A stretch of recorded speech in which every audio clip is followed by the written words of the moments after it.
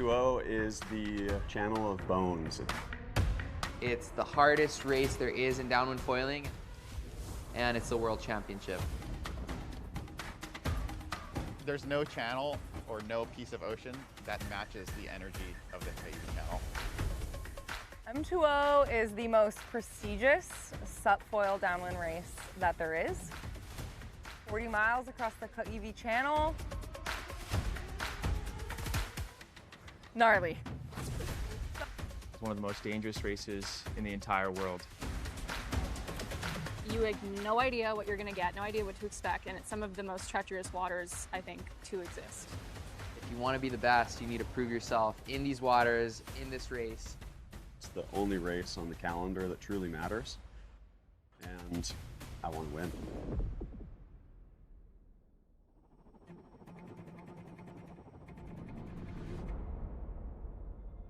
The Kaʻiwi Channel is alive, it's rough, and it is beautiful. 3 words to describe the Kaʻiwi Channel: unpredictable, lively, and very powerful. The Kaʻiwi Channel's the toughest foil race in the world because it's so varied. You start at the top, which is firing conditions, current against wind, really, really fast stuff. And then you get into a little bit deeper water, it goes a little flatter. And then as you come towards Portlock, you get all of this backwash and weird side current. So there's all these elements that mix together, add on the competition and add on the length, and you have a really, really tricky dynamic race. Every single day, moment, and hour is different, and it's just about how fast can you go in that moment compared to the foilers around you. I think between the distance, the inconsistency of conditions, and just like the overall backwash that you get in this race, it would definitely be on top in terms of being like the trickiest foil race in the world. You can have 10 out of 10 firing conditions through the middle of the channel and get to the finish. It can be dead flat. It really comes down to having good foil choice and wide speed range in your decisions, so that way you can cover all the conditions.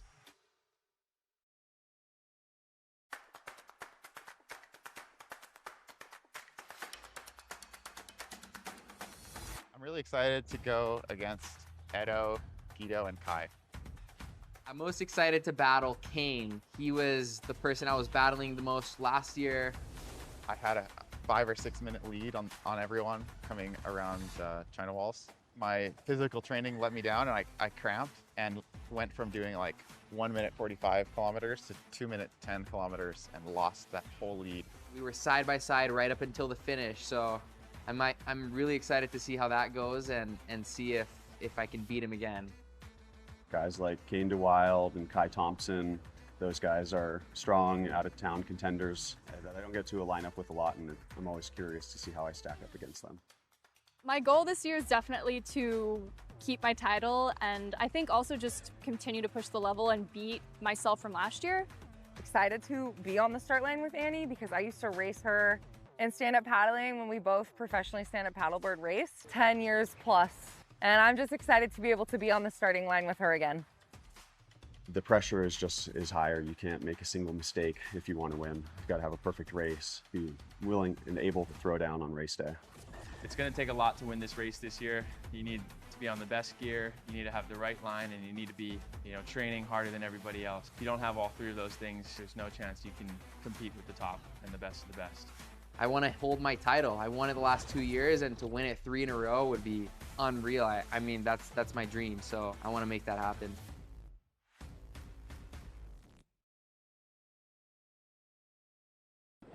Here we are, 2026 M2O. I'm with Jack Ho, who's going to be our media guy from the channel. Aloha, good morning, Chris.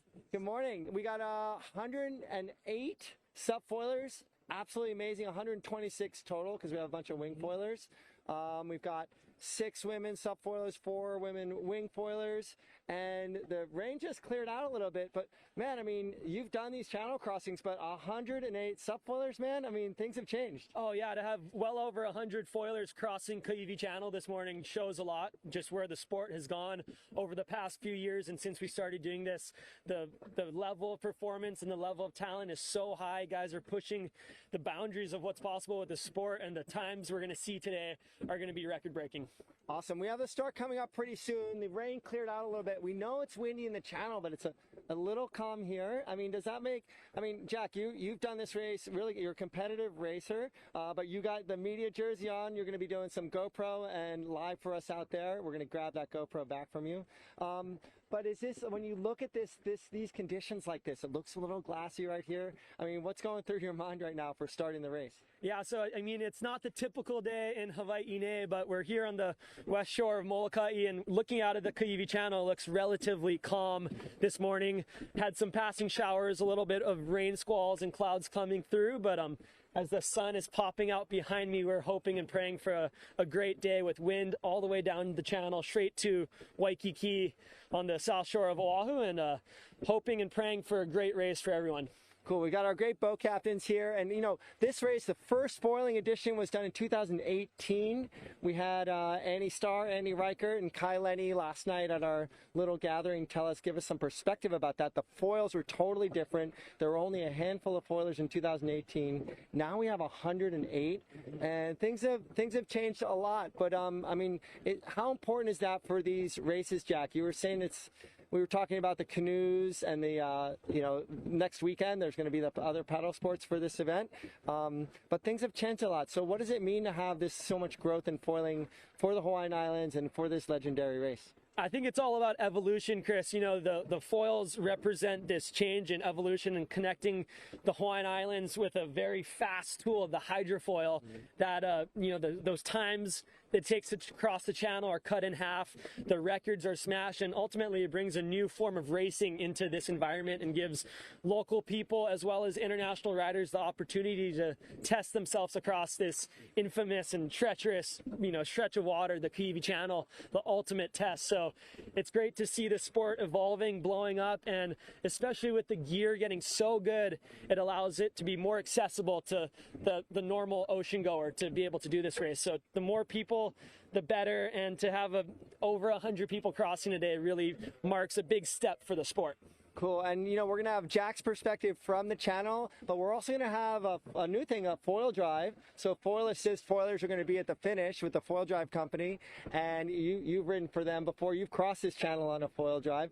They'll be there actually capturing the finish of the riders from foil drive. So foil assisted hydrofoilers.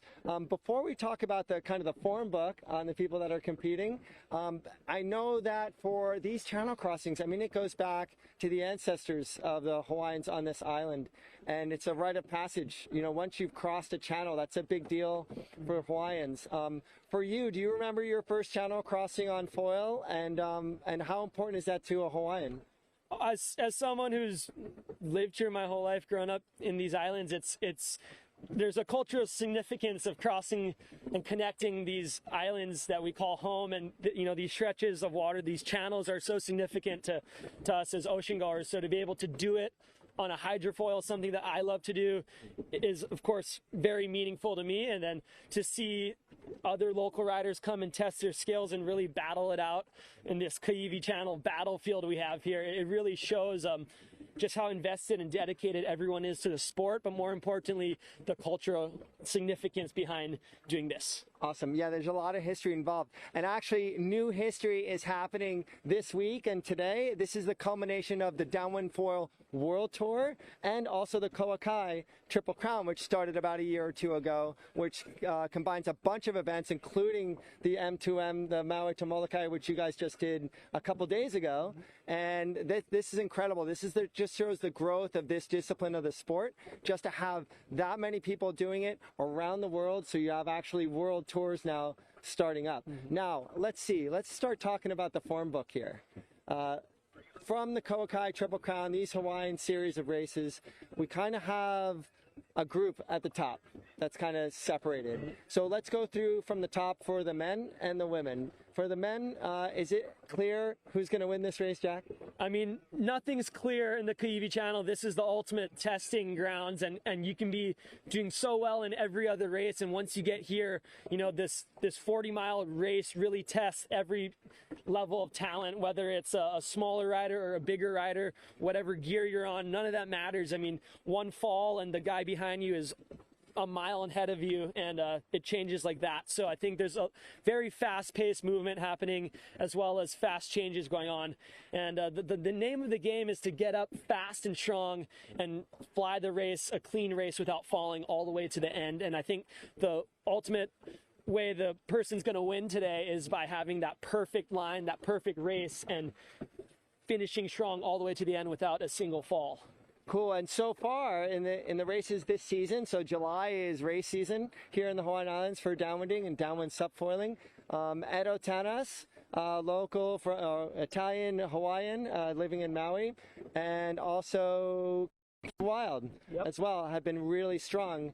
Talk to me about those two riders. What makes them stand out this season? I think we'll start with Edo Tanas. He's the current reigning champ of this race, from Italy but residing on Oʻahu, and he has so much time spent in this channel. The amount of times he's done this in his free time to prepare, to train for this race, is above most of the rest of the athletes in the field, and his experience with these waters is second to none. And then you have Kane DeWild, the technician from Maui. You know, he's put in so much time into gear design, riding his own foils, KT foils, which he makes and designs himself. So he has that a little bit of advantage there with just personal gear and riding what he feels most confident on. So you really have this clash of styles. Edo, this powerhouse stallion racehorse, and you have Kane, who's the more methodical, technical, efficient rider. So it's cool to see these two different styles clash heads and have them battle it out and see who's really at the top. And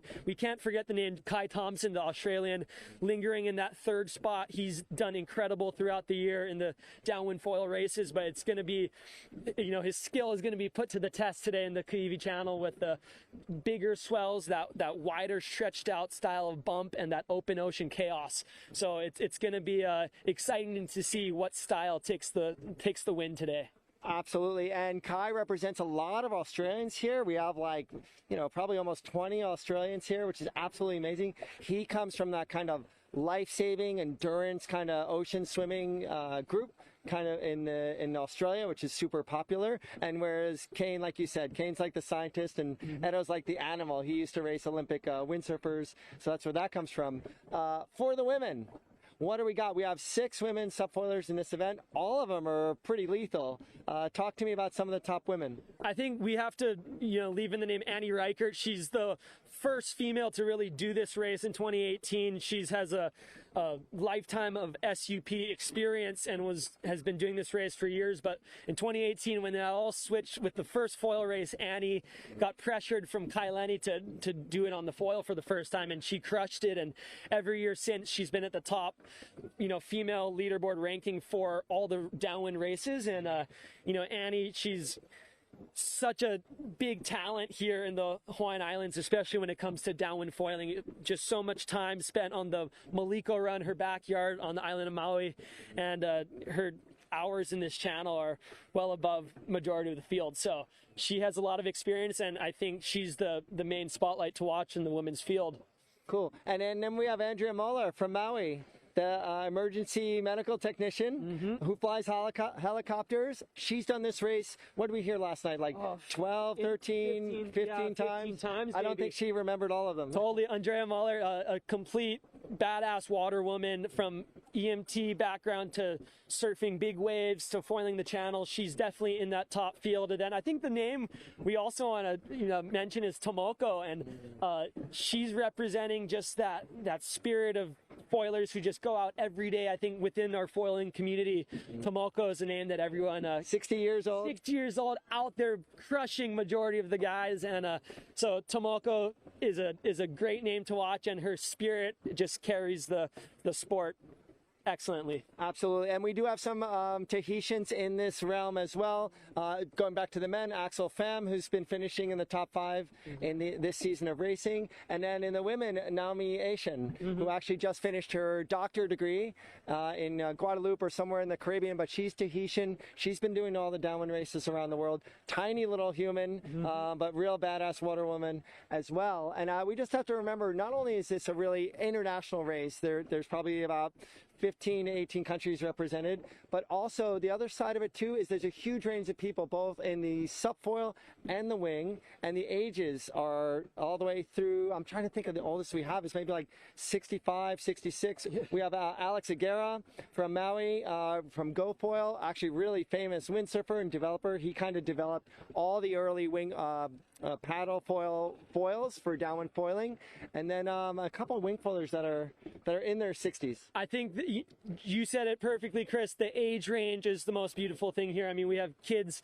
teenagers to kupuna in their 60s racing across the channel, and you know, it's not an easy race. It's a treacherous, hard body of water to ride and to conquer. So no matter your skill level, your age, the fact that people are getting out here and taking on this course shows the most. So I think it's going to be exciting today to see everyone cross the finish line safely and with smiles on their faces. And I'm looking forward to a great day, Chris. Cool. Yeah, we just have to remember that it's not just all super young riders. There's a full range. And actually the core of this group is probably like in their 40s and 50s. That's some of the biggest demographic here. I'm in my 50s. I downwind foil. I aspire to be like this. It shows that we can learn something new, use our minds, grow as individuals. I know you've coached people before, so it's really awesome to see a full range right now. So looking out here, we have some people just trying to paddle up. Jack, talk to me about right now. I know you said, hey guys, I'm just out here for the media ride. I may take a long time popping up, but what do you see with the conditions as it's developing? So we're here at the start line, and in previous years that start has been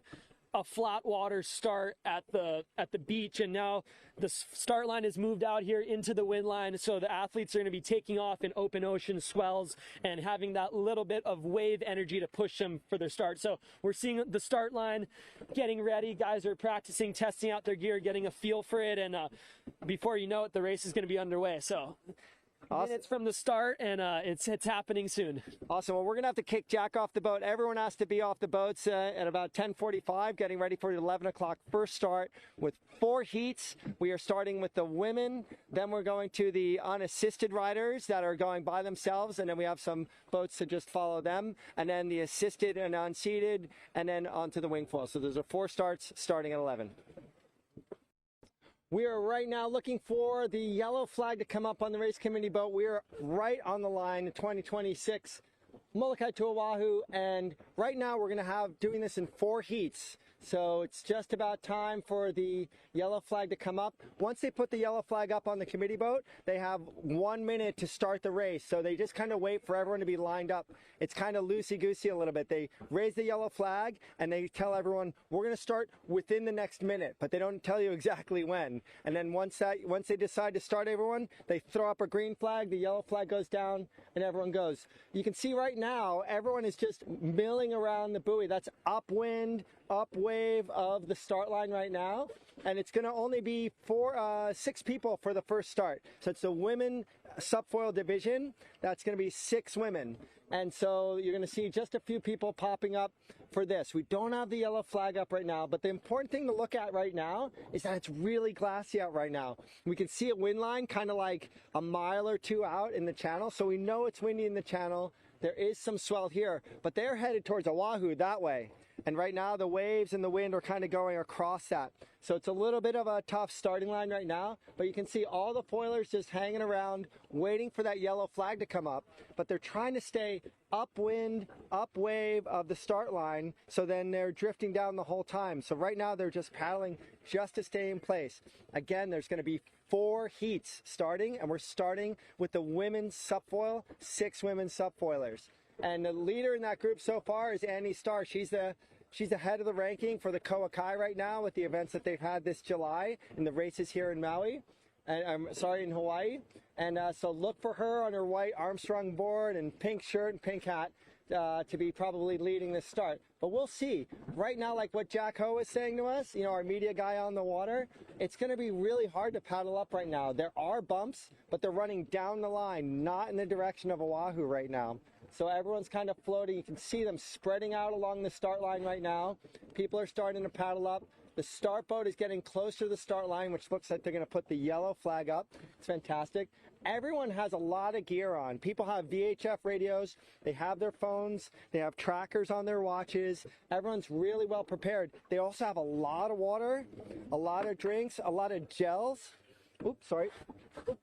A lot of gel packs for energy and some protein bars. So every rider has at least about 10 pounds of stuff in their jackets and their packs. It's a lot of extra weight to carry, but if they plan it right, by the time they get to Oʻahu, there's almost nothing left. They haven't left anything on the table. They've eaten all their resources and all their fuel, and they've made it there with enough energy. Right now, let's see, laying down on their stomachs, sitting down on their legs, standing up. Some people flat water paddling up, but they don't want to burn a lot of energy. This race, even for the top finishers, for the subfoil, is going to be about 2 hours. But we could have a pretty slow channel, and there's probably maybe not many records going to be broken today. I think that for most of these riders, in these kind of conditions, if it doesn't really come on, it's going to be really hard to stay on foil the whole time. But that's everybody's goal, to stay on foil the entire time. Back in 2018, when Kai and Annie were doing this race for the first time for subfoil, it was pretty hard to ace it. We call it acing it, when you be able to do this whole run without stopping for 2 hours, 2 hours and 20 minutes, 2.5 hours. But back then, the foils were really slow, so you couldn't stay with these bumps, and it was really hard to keep the energy in the foil. Now these foils are really small. They have long, skinny boards. They are popularized by Dave Kalama from Maui. And now they can get these small foils up and stay with the fast swell. But again, we need some wind. We need some wind to put some energy to this swell. There's some south swell coming in right now today and tomorrow. And we're just hoping that this breeze kind of really kicks in. Again, we have reports from the channel that there's been great breeze in the channel.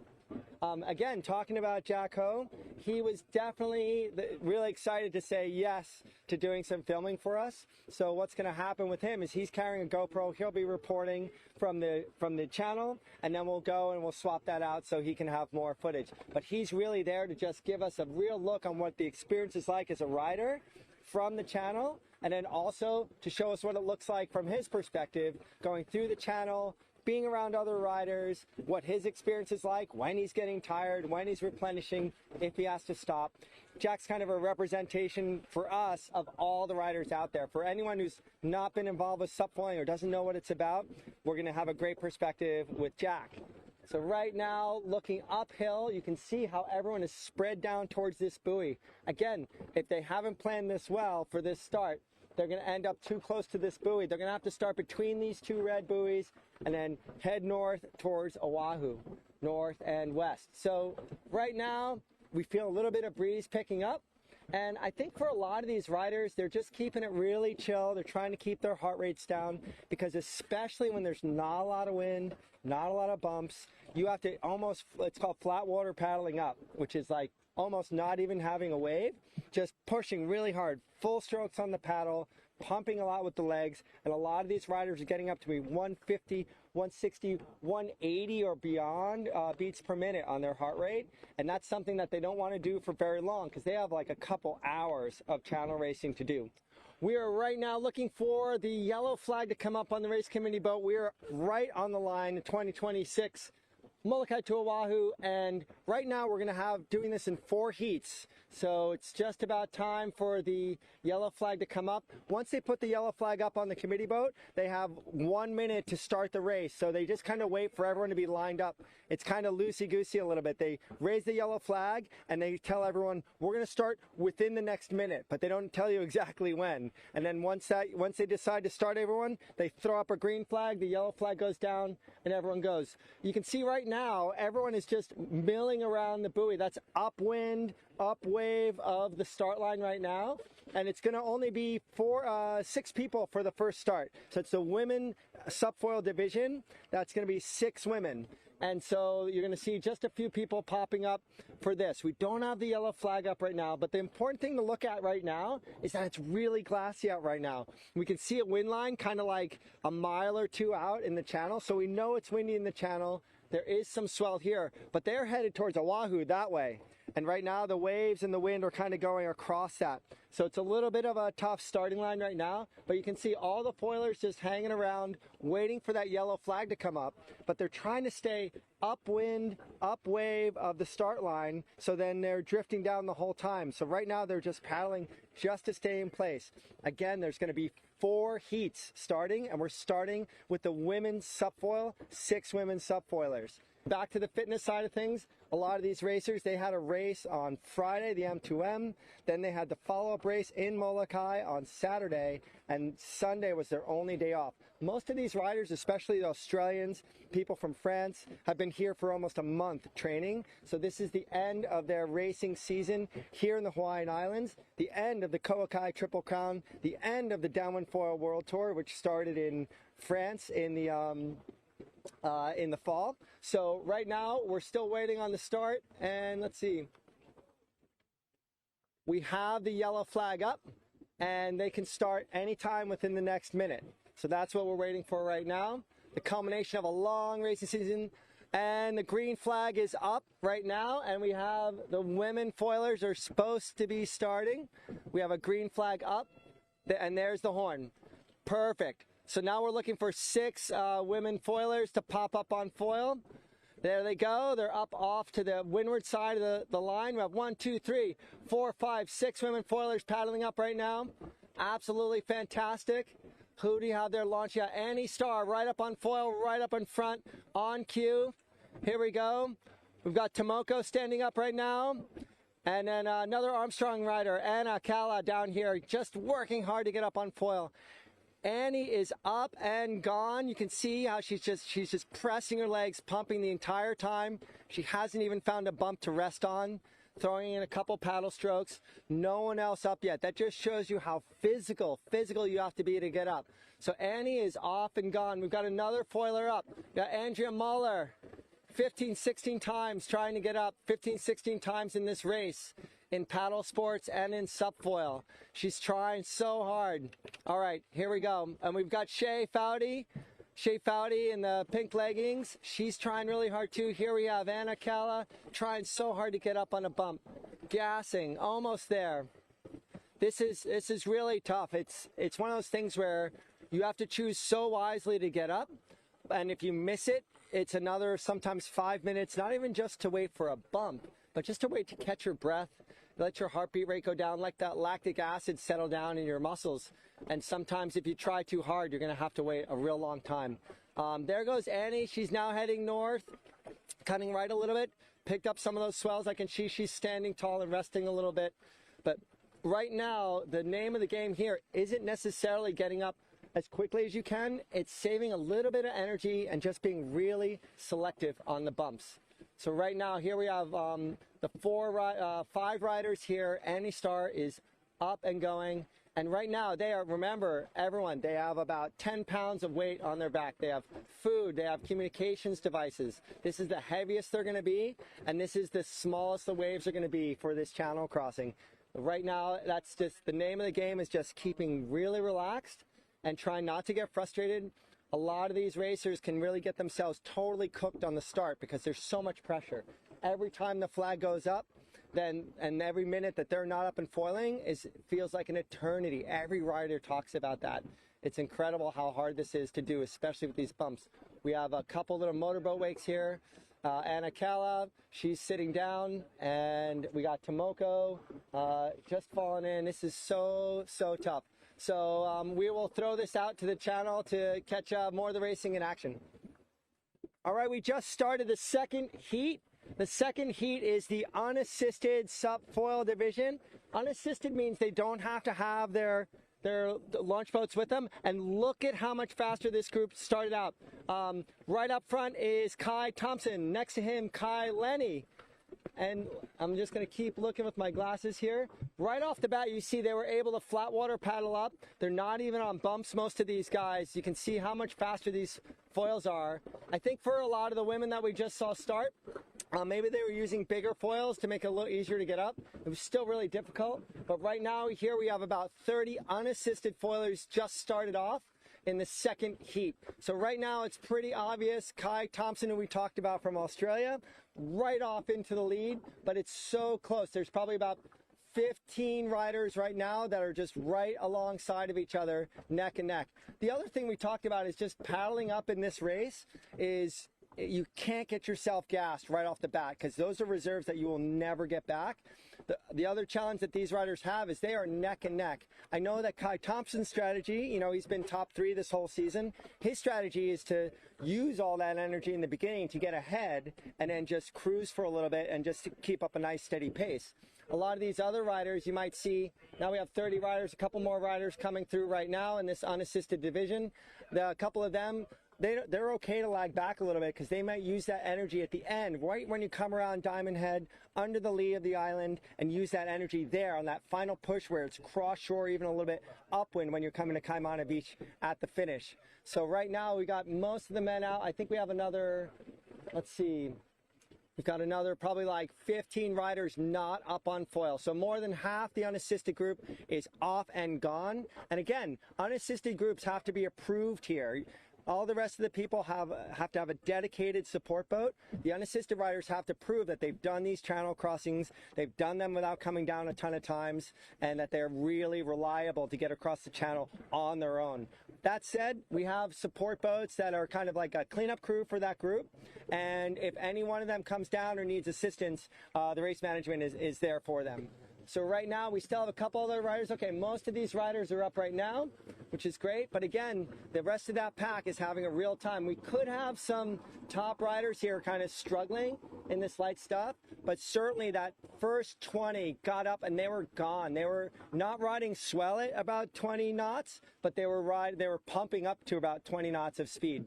So right now they're just ripping and trying to get into bumps. They're going to be really tired by the time they get into the channel, especially riding around each other. And then this other group, without the pressure of other riders around them in the unassisted group, they might be just fine. They're just trying to get up right now. Some of them are getting up on motorboat wakes as well. So we'll get ready for the next starts. Now we're into the biggest division of the fleet. This is about 70 to 80 riders. This is the assisted subfoil division, men and women. Sorry, just men, because the women started first. This is the largest group. Here there goes the start. Okay, so we are off with the largest start in this. By the way, the assisted and the unassisted and the women are all competing against each other. They just spread out the starts to keep the boat traffic down and also just spread out sometimes the abilities. But I think all of them are really good in every single start. So here we go. We have the first riders up and going right now, just getting up. You'll see here in this group of around 70 or so riders, the largest kind of start heat in this 2026 M2O, that there's going to be the biggest range of abilities. So in that first group of the unassisted riders, they're all up and running now. Everything's good for them. But here you have a group that's really diverse. You have some of the top runners and racers here right now, and then also you have people that have their support boats. I think I see Kane up top. I think he's in this division, Kane DeWild. So he's way up top on that high line, already off and running, cutting right like Annie Reichert was in the women's division. Let's see, who else do we have? Coming down here. We have a kind of a pack of French riders. Thomas Goyard is down here, really famous windsurfer. He's ripping right now. And let's see, I'm trying to identify some of these other riders. Bunch of KT riders around. So right now, this group is really spread out. They're spread out way up the course right now. And what you're starting to see is as we go on with these starts, the swell is actually picking up. So that's really fantastic for these riders. In that very first group, they were pumping the absolute whole time. Now we're here to the largest group of around 60 or 70 to 80 riders. And this group is now standing on bumps. Most of them are getting up right away, and they're getting nice and relaxed and into their groove right now. So it's absolutely fantastic to see. Only a couple left.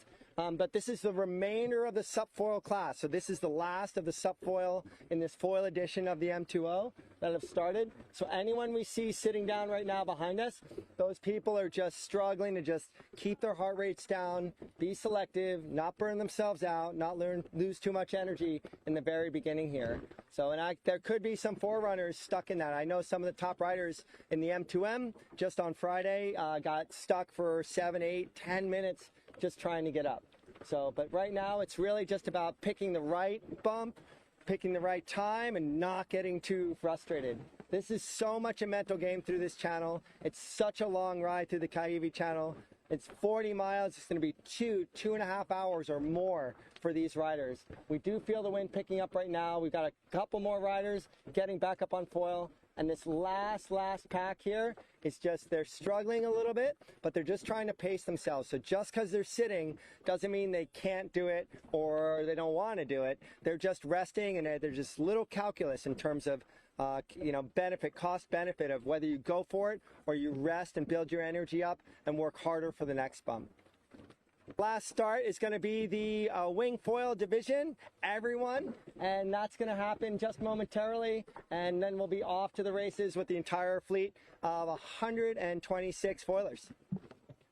And now we just had the start of the wing foil division. We have about 30 plus riders in this, men and women. There are 4 wing foil women in this division. The rest are men. And this is really tough. Actually, upwind right now with this last little breeze that just came in.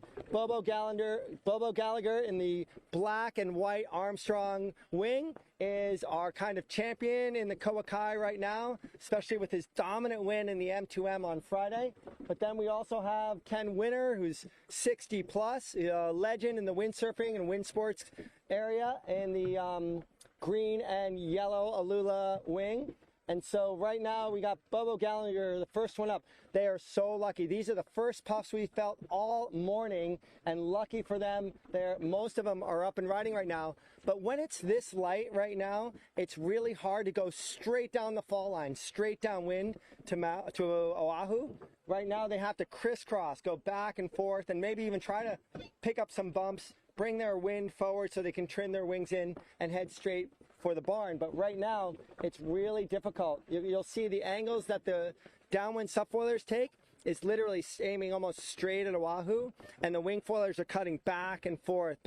So they need probably another like 5, 8, 10 more knots of breeze to really have a good run to Oʻahu. It looks like they're going to get that in the channel, but the start is really tricky for them. We still have a couple subfoilers that are down from that big pack. They've either started and fallen down or haven't been able to get up. You can see a lot of the subfoilers are sitting with their hands on their knees. They're breathing heavily. They're collecting their energy. This is a long race, super endurance. It's not worth just paddling in line. You just have to rest and try again. Right now with the wing foilers, we got Bobo on the outside. We got Bobo actually down here. We've got one wing foiler launched. I don't know who that is, but Bobo in second right here. They are heading really far north right now. So that's really hard for the wing foilers right now to get back on course. This could be a really long race for the wing foilers. It could be a really long race for some of the subfoilers too if they don't get up on foil soon before the channel. So right now the proving ground is getting to that wind line a couple miles out, 2, 3, 5 miles out, getting really into the channel, into that energy, heading towards Oʻahu. And the wing foilers right now, most of them are up and foiling. We got a couple going by us right now, and their biggest challenge is they just need a lot of wind to head more straight towards Oʻahu. So for right now, we'll send it to, let's hold on, oh my God. Okay, yeah, we're gonna throw this to Richard and Haimana in the channel.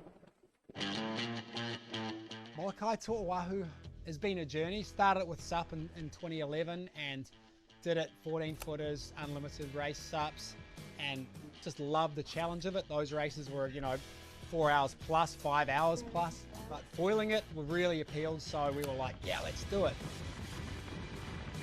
But our gear was pretty basic because I was a beginner. We were learning how to do it.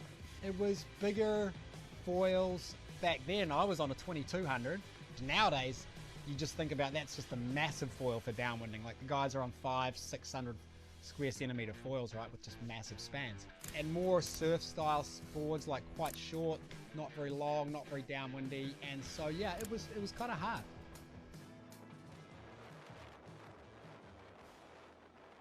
Definitely those first year or two, especially with the M2O, people were just like, it's too dangerous, you can't, that's just going to be crazy, it's not going to work.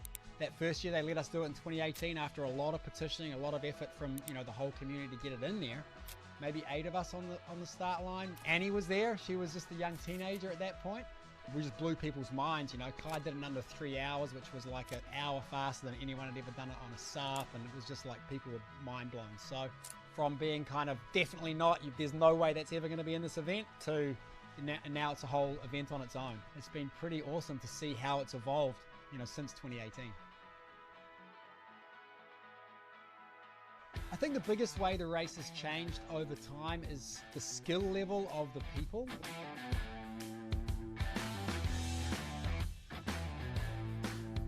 We're learning so much every year that it is going to be mind-blowing where the next generation take it, and they're already doing it. Like, guys are doing 3 islands in consecutive days, so Big Island Maui, skipping Molokaʻi, going all the way to Oʻahu, then Oʻahu Kauai. Like, the events are going to get longer and more technical. It's going to be a really interesting future to see where the top athletes take this sport.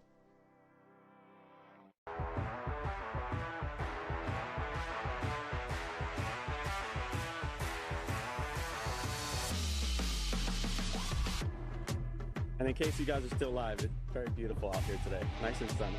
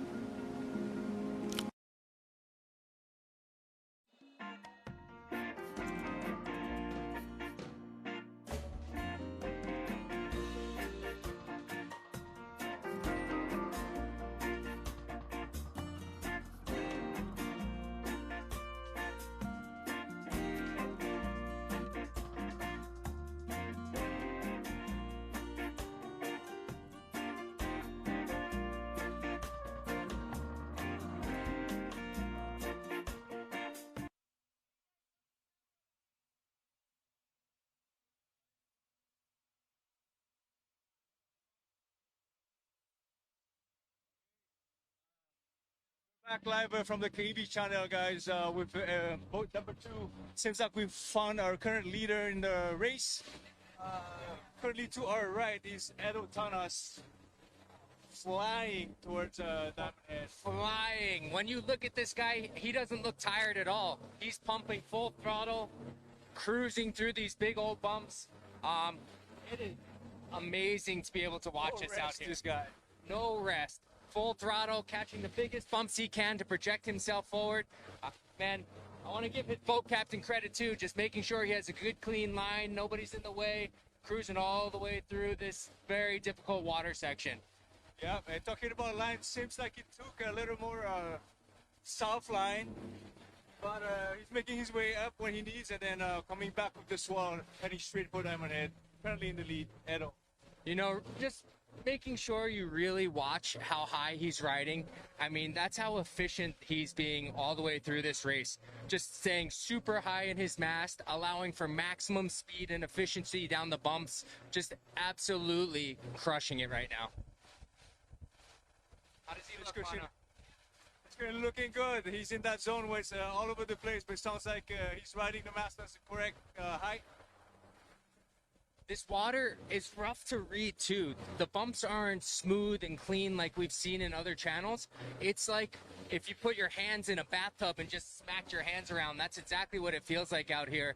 And Edo's making good work of it, just pushing through and just having a good, clean ride, really staying high, being efficient, and feeling fast out there. Yep, super fast. And it seems like he's been taking the right line since can't really see anybody else behind him. We're also trying to make sure that we're not waking anybody else on the foil. So it's kind of tricky trying to follow these guys. I do want to give our boat captains credit, man. The boat captains are unbelievable. We're able to find him in the middle of the ocean. Dot Vision did a great job with that GPS, just making an effort to make sure we can see everybody. And man, what a treat to be able to see this, you know. Oh my gosh, I'm gonna fall in. Damn, I'm hanging on right now. I'm getting splashed all over the place. That shows the direction of the swell hitting us from the side, which is mostly north-oriented swell. We're getting closer now. You can truly see the efficiency, the height on the mast, the cleanest water. Edo's on top of the bump, really staying smooth with what he's doing. How does he look, Mana? Looking good as usual. He doesn't seem like he's tired. Just pumping, and riding. He pumps when he needs to, and then rests when he needs to. That's I think what's making him so good. Absolutely. This is like, it's like playing chess on a moving board. You know, the ocean just constantly changing. You never really know what you're gonna get. And he's making good decisions, staying calm, keeping his breath, being efficient with what he's doing. Champ's looking good. He's looking real good. You know, I'm very excited to see some of the other racers that are around. Just because we see Edo doesn't mean a lot of people aren't just right around the corner, so it's important to keep a lookout for the other racers, you know. That's the only person I can see so far, so I haven't followed the dots in a little bit, so I don't know how far ahead he is right now, so I don't know. We're gonna have to try to look for anybody else if there's any close contender to Edo at this time. Yeah, this is good. I would say we're probably cruising at around 18 to 20 miles an hour, literally just passing Hanauma Bay on the outside. What do you notice with the water once we get past Hanauma Bay, Mana? It looks like the typical Alan Davis section where a lot of current, a lot of backwash, and redirection from the bumps. But I don't think Edo has any issues with that. No. But he's, what's nice though is once you make it through this section, the water starts to clean up, the bumps get a little bit more organized. They definitely come down in size. So being efficient and not burning all your energy through this point is super and duper important because the end is a whole different beast. This whole run has so many different faces, you know? What do you think? From start to finish, what do you think you'll see in the whole run? I don't know. I think we're entering a zone right now where the bumps will keep changing again.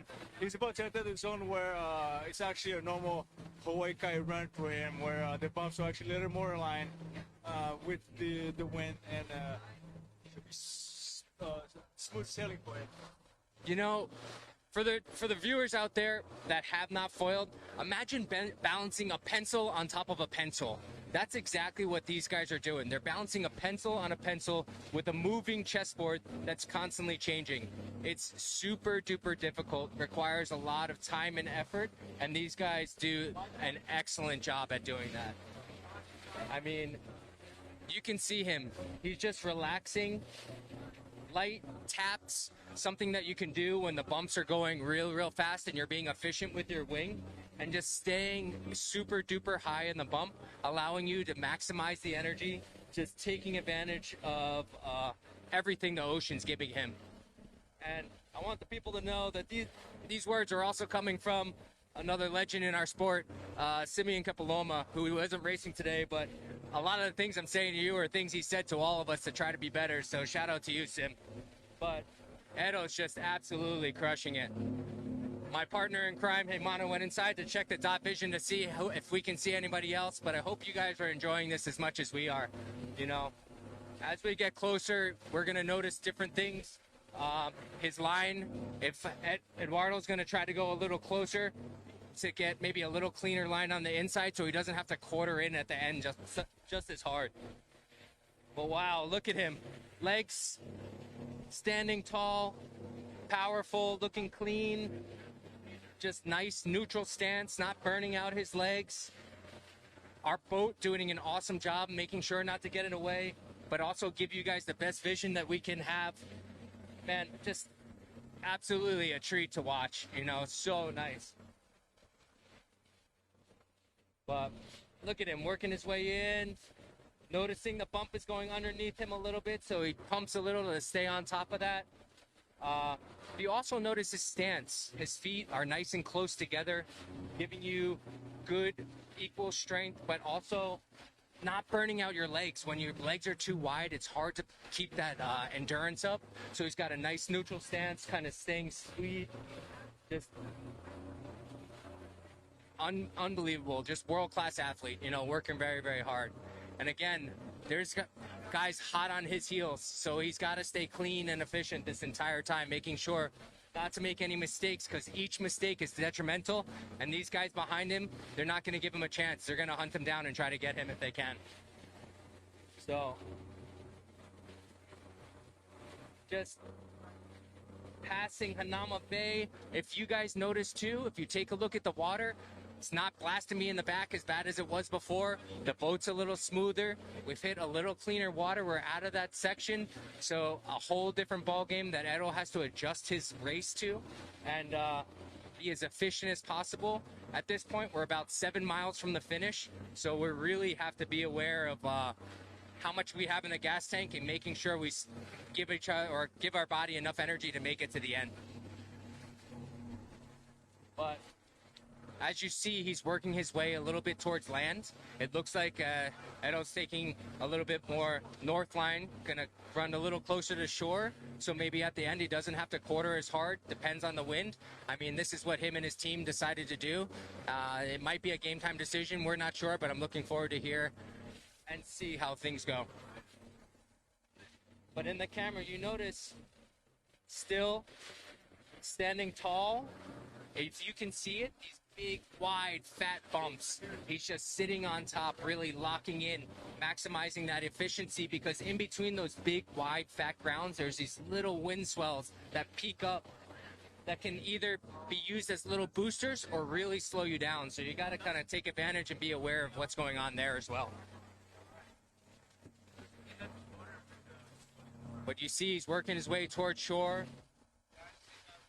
deciding that that's where the cleaner line is giving him the best chance that he could have.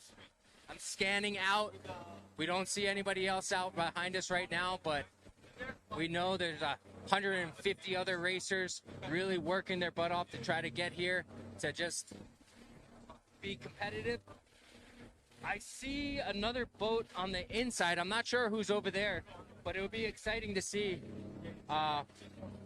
if somebody is taking a real north line and then maybe cutting down the line something a little different than Eduardo did. So we'll have to see who that is. Do you guys have any idea who's on that inside line with the boat? Okay, it's actually one of the two Tahitians, either Axel Pham or Ray Fadje. Took it the north line. And yeah, I don't know. It seems like they took the first Molokaʻi that we did line with the north swell, the north bumps coming down. So guys, to give you an idea of what we're talking about, we didn't even see that boat 5 minutes ago, and then all of a sudden that thing appeared out of nowhere, and it's just bombing down the line. The end could be super duper exciting. We just got to pay attention to what's going on, because they can come from wherever. That's super duper duper fun. Edo, still standing tall, being efficient. Skido somewhere around here too.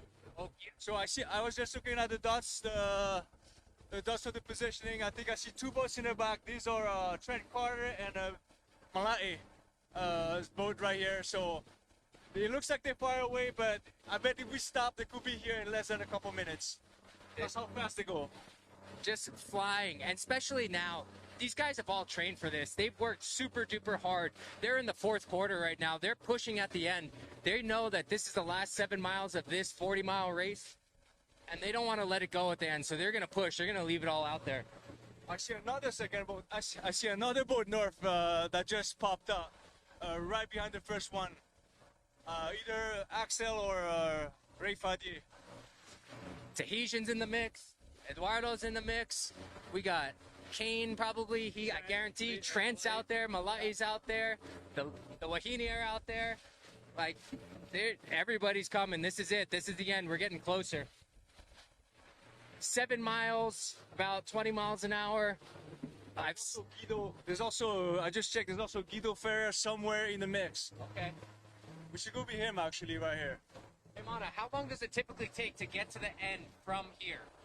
Okay, that's our typical Hawaii Kai run. Usually the fastest guys can do it in like 25 minutes, but it's about 25 to a 30-minute run for the guys if you don't fall. And I doubt these guys are falling anyways. It's 30 minutes after an hour or so of just absolute work that they've been putting in. I know it doesn't seem like a lot to some people, but the amount of effort, not just physical effort, but the mental focus and strength it takes to just be on it for that whole time and not make a mistake is really, really hard. You know, you want to know what else is really hard? Holding on to the side of this boat. No, but it's awesome. It's super duper duper exciting to see these guys come through. Like, I wonder what's going on into Edo's head right now. I'm sure you can add the homegrown factor. I'm sure he's like landing here, seeing China, seeing Diamond Head, and he must be thinking this is the home stretch. He must feel at home right now. Guys, I don't know if you can see this, but you can see me. You can see Eduardo's boat, and then right behind that is another boat. That's how quick this stuff can change. People are coming in on the inside. I'm not sure if they're riders with them or how close they are, but it can change in an instant. Exactly. I see the second boat getting closer. I have no idea who that is. I can't even spot the foiler at this point. You know, we'll continue to work on that for you guys, but as you can see, Edo's still looking strong, very efficient with his movements. Again, high on the mast, staying super duper high. Light taps, just tap, tap, tap, feet close together. It doesn't require a ton of energy to keep the speed up once you get there, but really getting to that place where you need to get to that speed takes a lot of work. But once you're there, it's super efficient. Light taps, keep that energy going for as long as you can, for at least another 7 miles into the finish line. It's, oh man, there are two boats. There's a little dinghy boat out there too. Not sure whose that one is, but just racing to watch these finishes. You see the little dinghy, hey Mana? The orange? The little dinghy. Yeah, I apologize from earlier. We just checked on the camera. Actually, the yellow boat is something that looks like a safety boat. No riders, but I don't know about the dinghy following. We're still trying to spot the rider at this point. Well, again, thank you to the Coast Guard, to the safety for keeping us safe. You know, these are long runs in the middle of the ocean. That's one of the most dangerous channels in the world. It's super duper important to be safe, so thank you very much, Coast Guard, for taking care of us and making sure we're good, as well as safety and everybody else who put together the effort. But Edo, still pumping strong, maximizing those big flat bumps. If you guys can notice, it probably looks a little bit different. The bumps aren't as stacked and steep, but they're a little fatter and wider. Yeah, it looks like a typical light wind condition in Hawaii Kai, where the bump changes to a little more space together, and but seems like he knows what he's doing, feeling just at home actually. So the other part too, if you guys can see it on the camera, is the bumps have changed dramatically in the last, what would you say, 10 minutes? Mile, 2 mile. Yeah. Flattened out, they've gotten much wider, not as steep, which really means the rider has to focus and change their style to match what the ocean is giving them. You know, as much as you want to be able to force your will upon the ocean, Mother Nature takes no prisoners. You gotta kind of work with her and adjust to be as efficient as possible. I'm not sure what this little orange boat is doing coming towards Eduardo's boat, but yeah, there's definitely something taking place out there. But as you can see, he's not letting it affect him. He's working his way through. That might be his actual boat. One of his. Boat. Looks like his actual boat would be one of his buddies on there, trying to cheer on him. Nothing better than having your buddies around you to cheer you on, especially when you come to the finish. But it is important to stay focused. How important is it to stay focused when you're doing these runs? Very important, because the slight mistakes will cost you a breach or a fall, and one fall costs you a couple of spots at that level. Absolutely. Going from 20 miles an hour to 0, and that's pending if you can get up quickly, you know what I mean? And conditions right now are not super conducive for if you fall, so it's even more imperative that you stay up and stay as efficient as possible during this whole run. All right, as you can see, we get a little closer to the end. There's a little bit more action. Got more boats. What do you see? Yeah, more boats, that safety boats in the back. But also I see two boats behind us, kind of in distance, hard to spot. But I'm sure if we stop, the field's going so fast that if we stop, I think they'll be here in less than a couple minutes. To be able to put this much distance in between himself and other competitors, tell me a little bit about that. I don't know. I know he's been training hard this whole year with one of the best in the game, Egan. I don't know. I think it's going to be really tough to beat Edo this year. Doesn't seem like anybody's going to catch up on him unless a major fall or mistake. You know, to be able to put so much distance in between yourself and other riders at this point, it truly is a lot of work and really, really amazing. It's not just a physical thing, but a mental thing that will allow you to push that hard for that long and not make a mistake. You know, there's so many competitors that put in a long time to make the effort to be competitive, and they're trying to win. That's why they're doing this. They want to win. No one wants to come in second place, you know? Exactly. Yeah. But Edo's gonna cruise down the line a little bit. We're gonna wait for some of the other riders. I hope you guys enjoyed a little bit of what you're able to see here. I mean, staying high, super efficient, surrounded by his friends, you know. We'll see who's sneaking in behind and see what's going to kind of happen. But if you look at conditions with the boat, it's different now. It's a lot different than what we were in a little earlier. So we'll take a look. We just launched a drone. It might give you, the viewers, a little bit of a different perspective. What do you think of the drone perspective? What do you think people will be able to see from that? They see a better angle of the swell direction and how the rider actually approach going down the bump. And, yeah, sorry, we had to stand up because we were getting splashed to the point where we almost falling. But yeah, I think the drone angle gives us a different perspective of like a bird eye view of the swell, the bumps, and how the rider approaches reading the bumps, which stay as efficient as possible on the top of the bumps. Absolutely, absolutely. And to be able to have that angle and to see how people are reading the water, you know, it's one thing to get a sideways angle, which doesn't give you maybe the depth and the perspective that you want to see, but that up above, maybe a little bit behind, to see that whole playground in front of the rider and truly give you that almost like that point of view feeling that you're the rider yourself, just kind of reading the bumps with him and cruising down the line is pretty cool. Exactly, and to give you an idea of how fast these guys are going, we literally just stopped for 30 seconds just to launch the drone, and now we have to full throttle it, in order to catch him. I don't even know if we'll be able to catch him. We're going so fast right now. We'll see what happens. But no, it's such a beautiful day. The sun came out. We're a little worried. There were some clouds earlier. What do the clouds do? The clouds can...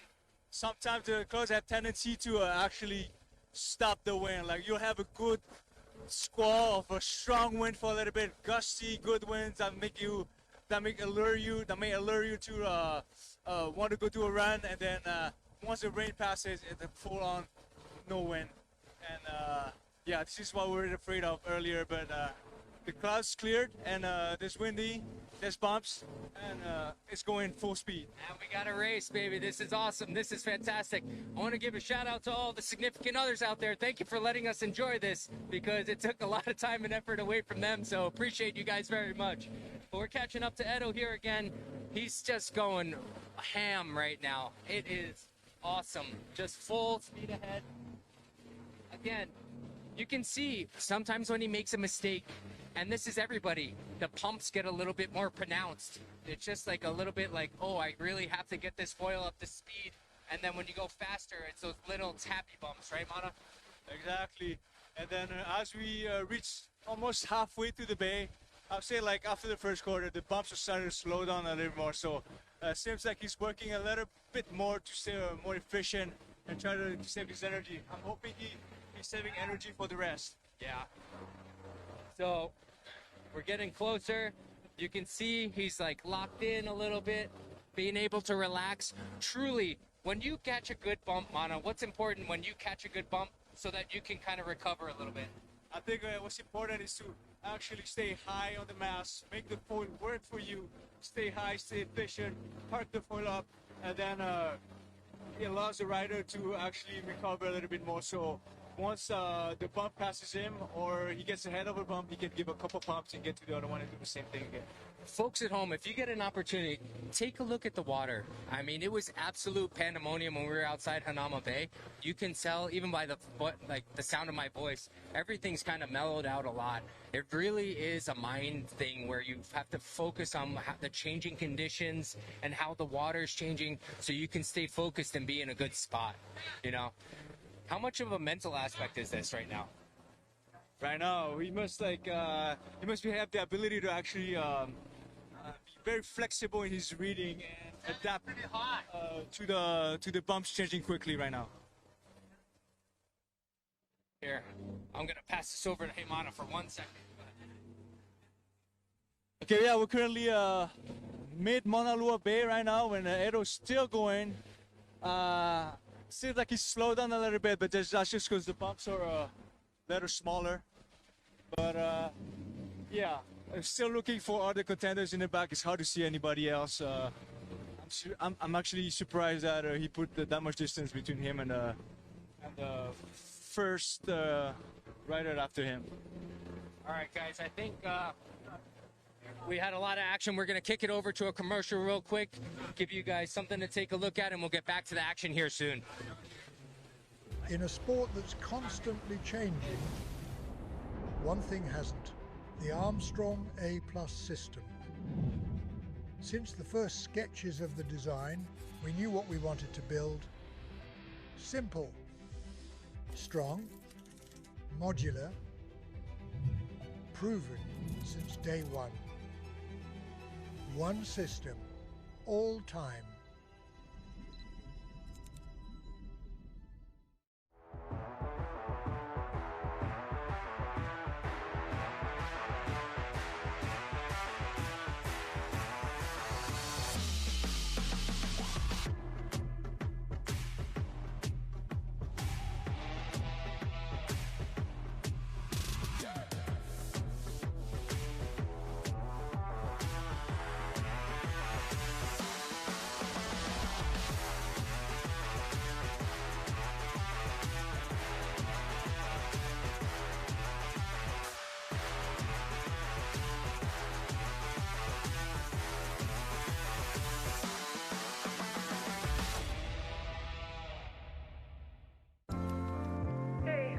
Checking in. It's been one of those summers that might actually stick. We've been bouncing around a lot lately. New faces, new places, new types of sand. From the beach to the block party. From the backyard to the big leagues. Different views, same rhythm. And we're not done yet. I'll call you when we get there.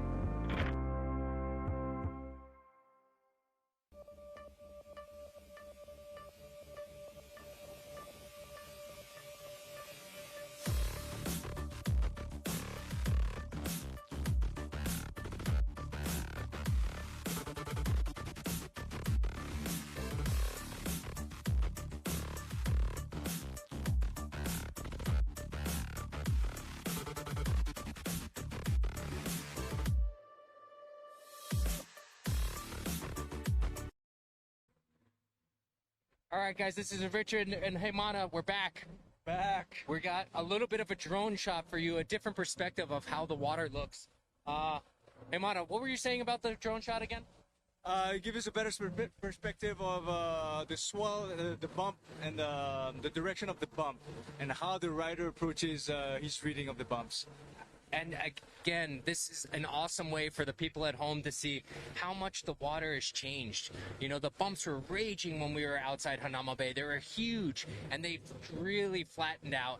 There's no or little to no white caps right now. So it's super duper important that Edo really reads the water well, maximizes his efficiency, stays super high on that mast, and just uses that light taps because we're getting real close to the end now. How far would you say we're from the end? Just looking at outside, it looks like we're Bib Kahala, so I give it another 15 minutes maybe at most. 10 or 15 minutes. I mean, after a 1.5 hour ride already, the time it took to prepare, the months, the food, the training, the competitions, like it has been a battle for the past few months, and it's all coming down to this. It's super duper exciting, you know. And again, with that drone, if you can see, it gives you a perfect angle of what the rider's actually looking at. You know what I mean? Because when people try to describe it, unless you have that type of angle, how hard is it to see to tell where you're supposed to go? It's pretty hard. It's something that you have to learn with time, and a lot of failure, but you got to keep pushing through it, evidently.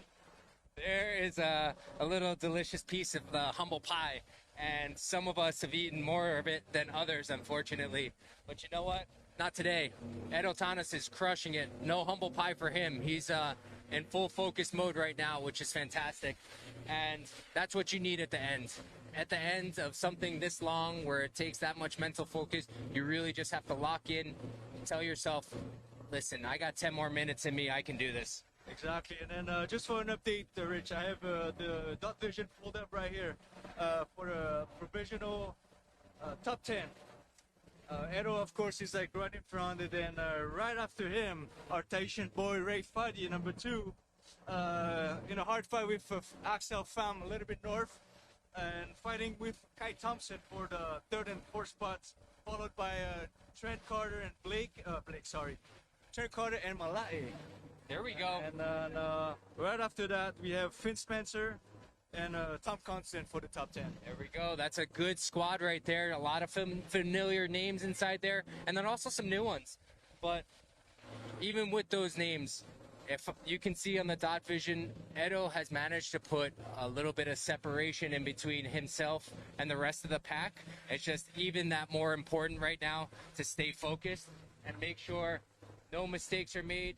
We can see another foiler out here right now with the red shirt. Four driver angle. Just checking out what's going on here. You know, Edo continuing to stay high, stay clean, make good decisions on the water, working his way closer to what we call Kaikos over here, or Black Point, choosing to take a little bit of an inside line. Would you say, Mana? Yep. And then I want to apologize to the Andrew Gibbons supporters. He's actually in front of Finn Spencer. He just popped up on my screen. Of that. So you'd be surprised, even in a whole ocean where we have a ton of space, sometimes you want to be just close to your friends. We got a buddy out here with a red shirt on, a foil drive, just kind of checking out the scene, seeing what Edo's doing. Hopefully he gives him enough space to make sure that Edo can stay focused and continue to do what he wants to do for this this race right here. I think that's what they were talking about, the full drive cam for the finish. Oh, the foil drive cam. Yes. Very cool. Different angle, another good angle from the action.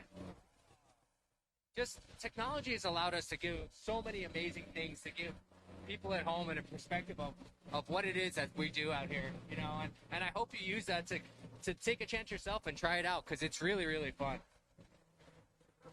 But we're getting closer. Kaikos, what do you think? How many miles before the end? Kaikos is approximately, what's that, 6-7 miles from, no, not even. Oh, no, Kaikos, yeah. Kaikos, yeah. Yeah. What is it? 3 miles? 4 miles, yeah. Yeah. It's about a 10 to 15 minutes run.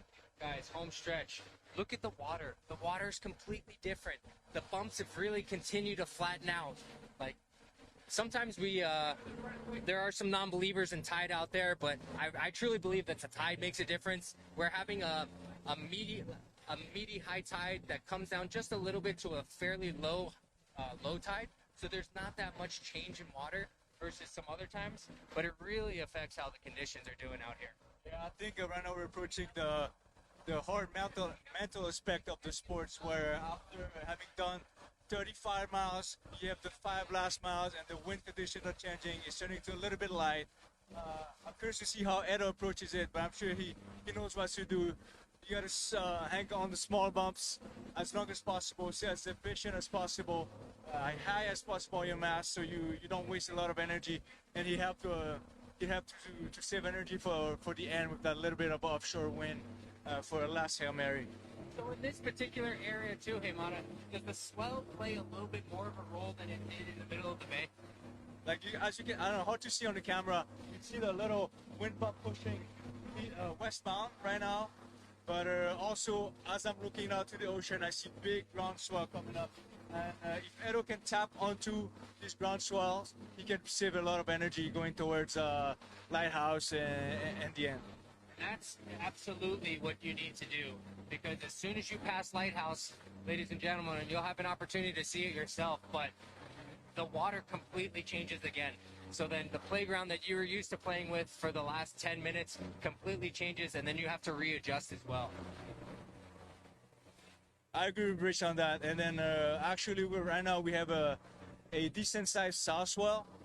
And I always say that to the other riders when they do a Molokaʻi run, pay attention to the color of the water. Right now Edo is in not the dark blue water, he's like in the clear blue water, but then you don't want to be in the green one, where that's where you can get caught by those big incoming ground swell. So it looks like his boats have tapered off a little to give him some space, giving Edo the opportunity to kind of settle into his mind at the end of this race, really become comfortable. I mean, this is his backyard at this point in time, you know what I mean? He's done this run so many times. So many times. Just at this point, it's stay comfortable, focus, don't make any mistake. Absolutely. I don't even think he needs to push at this point. All he has to do is stay, make no mistake. Make no mistakes, stay up on foil, and continue to do what he's doing. But shout out to the camera crew, the boat captains. If you look around, we have safety boats, we have drones in the air, we have foil drive vision. There's all sorts of activity to give people an excellent opportunity to truly enjoy what's going on out here in the ocean. And again, if you have the opportunity to try, it's an awesome thing to do, to get away from everything and try something new. It's beautiful out there. But as you can see, Edo, tall, confident, cruising, high on the mast, looking super smooth, you know. When there's a moment to adjust, he takes those little pumps and just kind of cleans it up. But, I mean, he's moving good. That's a home run for Edo. Yeah. He's been known to send solo runs like evening time by himself on the prone. So he knows that run like the back of his pocket. Absolutely. And that's the best part about training, you know. Every one of these racers are going to do something similar, but then a bunch of these guys are going to do something different. So I'd be interested to hear what Edo's training regimen was like to get him focused and excited about what was going on and kind of push his mind and his physicality to make sure he can make this run. Primitive, Rich, right now the wind has turned super light over here. So I'm sure in his mind he's trying to stay as efficient as possible right now. Save as much energy as you can. I'm sure he knows what's coming around the corner at Lighthouse, especially. After that is usually how do you call that? How would you call that section? The death row? Death row, the desert. Sometimes that zone goes clean, and you have about a mile of where you have to truly just bear down and just power through. Some of us power through, some of us fall and perish, but that's what happens sometimes. Not this guy. I feel like this guy's got it all the way. It's going to be awesome. Yeah, so what I think he's doing right now is actually getting close to the surf line so he can tap onto those ground swell and surf them as much as possible. I do think that's very smart. You know, if you notice, guys, as soon as you start to shift in towards that lighter colored water, those big ground swells start to stack, giving you an opportunity to maximize that energy and kind of cruise all the way through, and allow you to save a little bit of juice for that end zone that we were talking about. So he's continuing to work himself in. We have ocean safety over here, making sure our teammates are safe and people are doing okay. I would love to see what's going on in dot vision right now. And then I think that's a camera guy, yeah. So Eduardo's maybe riding a little bit of that groundswell out right here. So as you can see, this is beautiful Diamond Head. This is our backyard. It's absolutely stunning. You know, these are the views and the places that we get to play on a regular basis. But this is also, as you notice, where the water starts to change. Eduardo just caught a bomb and he's working his way in. Sorry, I wasn't listening to what you were saying. Oh, that's okay. My partner. But he's flying right now, just locked into a big one, cruising in nice and fast, saving that energy, staying efficient, looking for his next bump. You have surfers on the inside wondering what's all these boats are doing out here. But yeah, just looking good and clean in the home stretch over here. As you can see, I think he's worked out a little bit. He's just coming into a nice little wind swell or a little surf swell, maximizing that energy, and then you see him working out right now. Yeah, I think he's doing exactly what we're talking about, where he's trying to go close to the surf line right now and try to tap on those ground swells. That section, the lighthouse section usually could be hit or miss, but when it's a hit, it's a really good section where you can have the ground swell coming in at you with the wind swell, and it pushes you like as a triangle wave all the way towards the next spot, towards Suicide. After that, it's a drop the luck, I would say, where you have to pump and then keep tapping on those ground swell. Absolutely. Sometimes, you know, people who are not as efficient will get lucky and be advantage of those big ground swells that come through and catch the waves that help propel them through. Other people just have the fight in them to not give up, to continue to pump all the way to the end. So recently we just had that Voyager race, and the end was at the same exact spot, and the finish had wounded soldiers everywhere, or people who couldn't make it. Yeah, and I wouldn't be surprised, to be honest, that we see that later on today, where it might be a little difficult for some of the guys to finish, because I see it right here. It's barely can see any white caps breaking, and it's mostly tapping on ground swell energy at this point. Guys, as we get closer to the end, we're going to do a quick commercial break, take a look at what's going on there, and then we'll come back to you right away.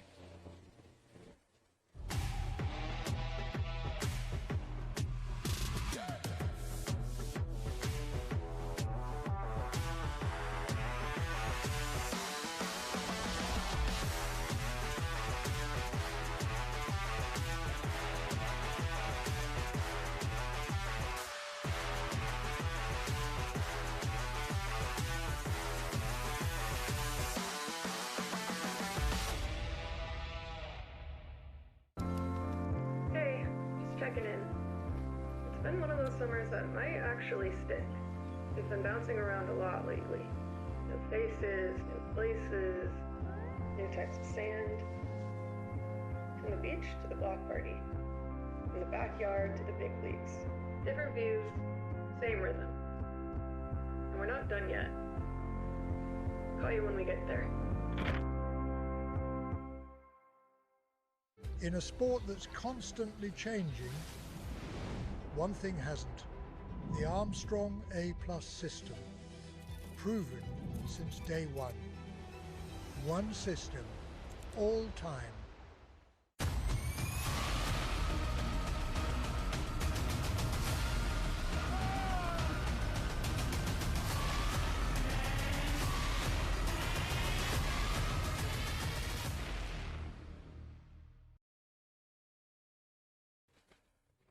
All right, guys.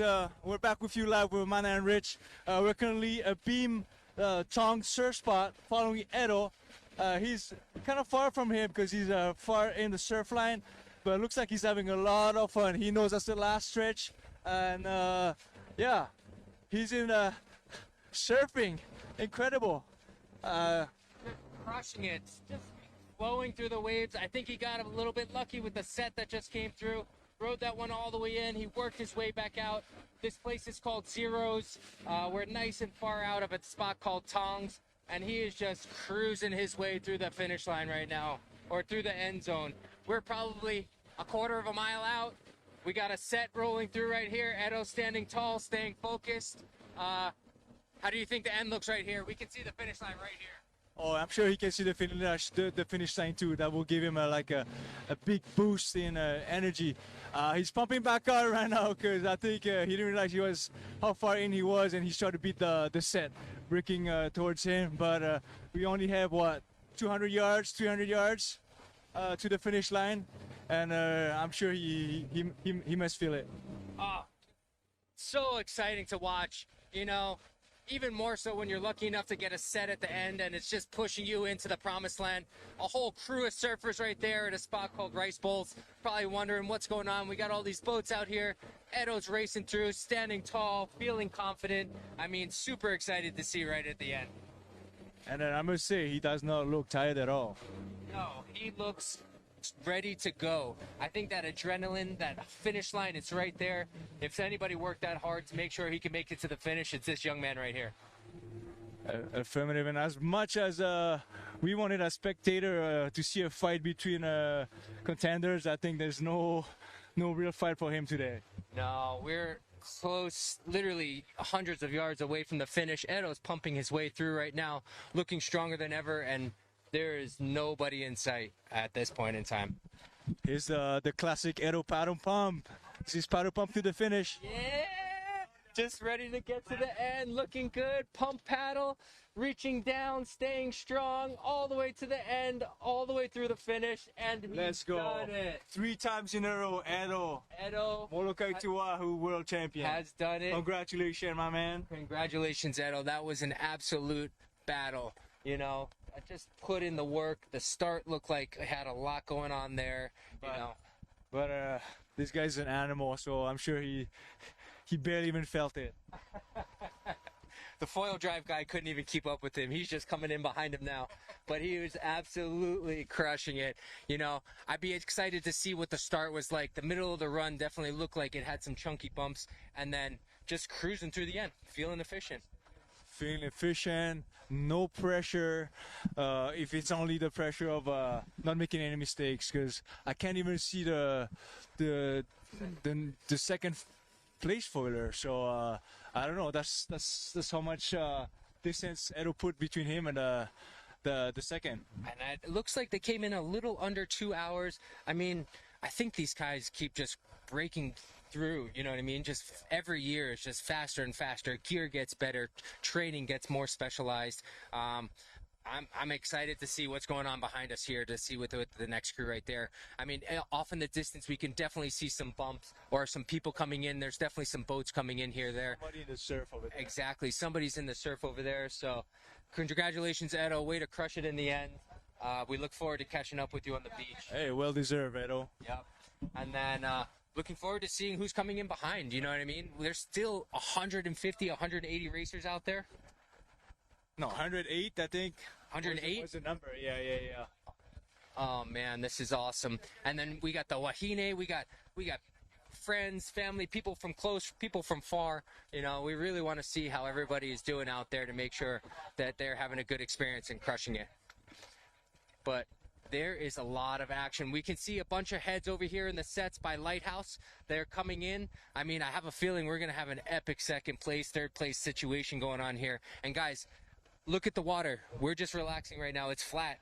This is where things are going to change. Yeah. This is where we might see who has the last second breath, I guess. I don't know how to call that. To push to the end. But I'm sure once they start seeing that boat and that big buoy over there, those 2 big buoys give them a little boost to push to the finish. Absolutely. And then when you're out there in the middle of the ocean by yourself, there's a lot of just personal mental reflection. You're really focused, trying to fight yourself. But when you get to the end, everybody kind of funnels towards the end together. So I feel like you get a little bit more of that competitive, like, oh, I don't want to let this guy beat me type situation. I agree with that, and I currently, as you said that, I see two foilers around what we'll say suicides surf spot, pushing it together, fighting together. We have to put up the Dot Vision website to see who it actually is, but seems like we're gonna have an exciting second, third, or fourth place finish. Guys, this is where dreams are made or destroyed, unfortunately, at this point. I mean, I've come through here 1,000 times and fell every single time except for twice. So I really hope these guys are able to make it all the way to the end, because it makes such a difference with how you're going to finish the race. So it's we got people coming in the surf line. There's people coming in out wide. There's boats coming in right now. We got a lot of action coming in towards this end, and it's going to be really, really, really exciting. You know, there's swell. You can see some big old waves kind of rolling through. I think that's going to make a big difference in that. It makes a big difference, yes, I agree. And then I just checked the Dot Vision. It seems like second right now is our Tahitian brother, Reri Fadier, on a tight fight with Kai Thompson and then Axel Pham. I love it. We're going to give you a better close with Jesse at the finish line. We're going to send it over to Jess. Here you go, bud. We're ready over here, by the way, from Brock's boat. We're ready. Look, you just had a meal. These guys still haven't finished yet. Saw the E-foil. I thought it was someone. I was freaking out. All right, we are here with the 2026 M2O champion, Edo. Congratulations, bro. We are so stoked for you. How does it feel? Feels incredible. So many sacrifices for this, and it was a really emotional win. I felt it all right at the end when I realized I was in the lead and didn't see anyone behind me, and I just started crying. It just means so much to me. So I'm really, really grateful for everyone that supported me, and it really means a lot. Of course, man. We're so proud of you. You're a freaking legend. It's really just so unbelievable. I mean, number 2 still hasn't even finished, and this guy's been hanging in the boat for a couple minutes. It's just, you are a straight animal, bro. But tell us, how was the conditions out there? It was really, really tough. I actually had a rough start. I probably waited 30 to 45 seconds before I could actually pop up because it was really glassy. And after that, I was able to get up, and I saw a lot of guys gassed out before getting to the wind line.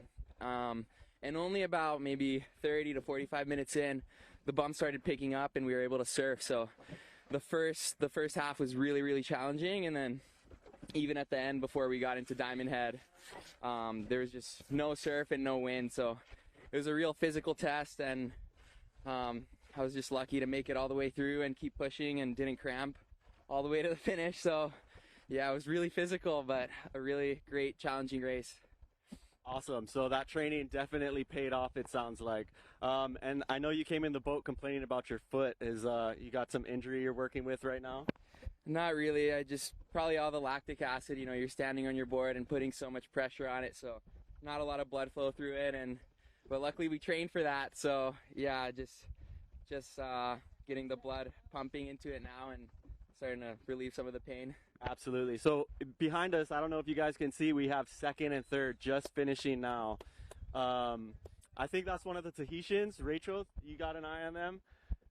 Yeah. I believe it's Axel, Edo is saying. But yeah, or Rai. So we just had second finish. We've got third and fourth place right over here. Pretty tight race, actually. I think we have Kai Thompson right here, and probably one of the other Tahitians on the inside. This is a battle right now for these guys to get on that podium. Oh my gosh, this is a very, very tight race right now. Who's it gonna go to? I think it's gonna go to, oh my gosh. I think the Tahitian took it.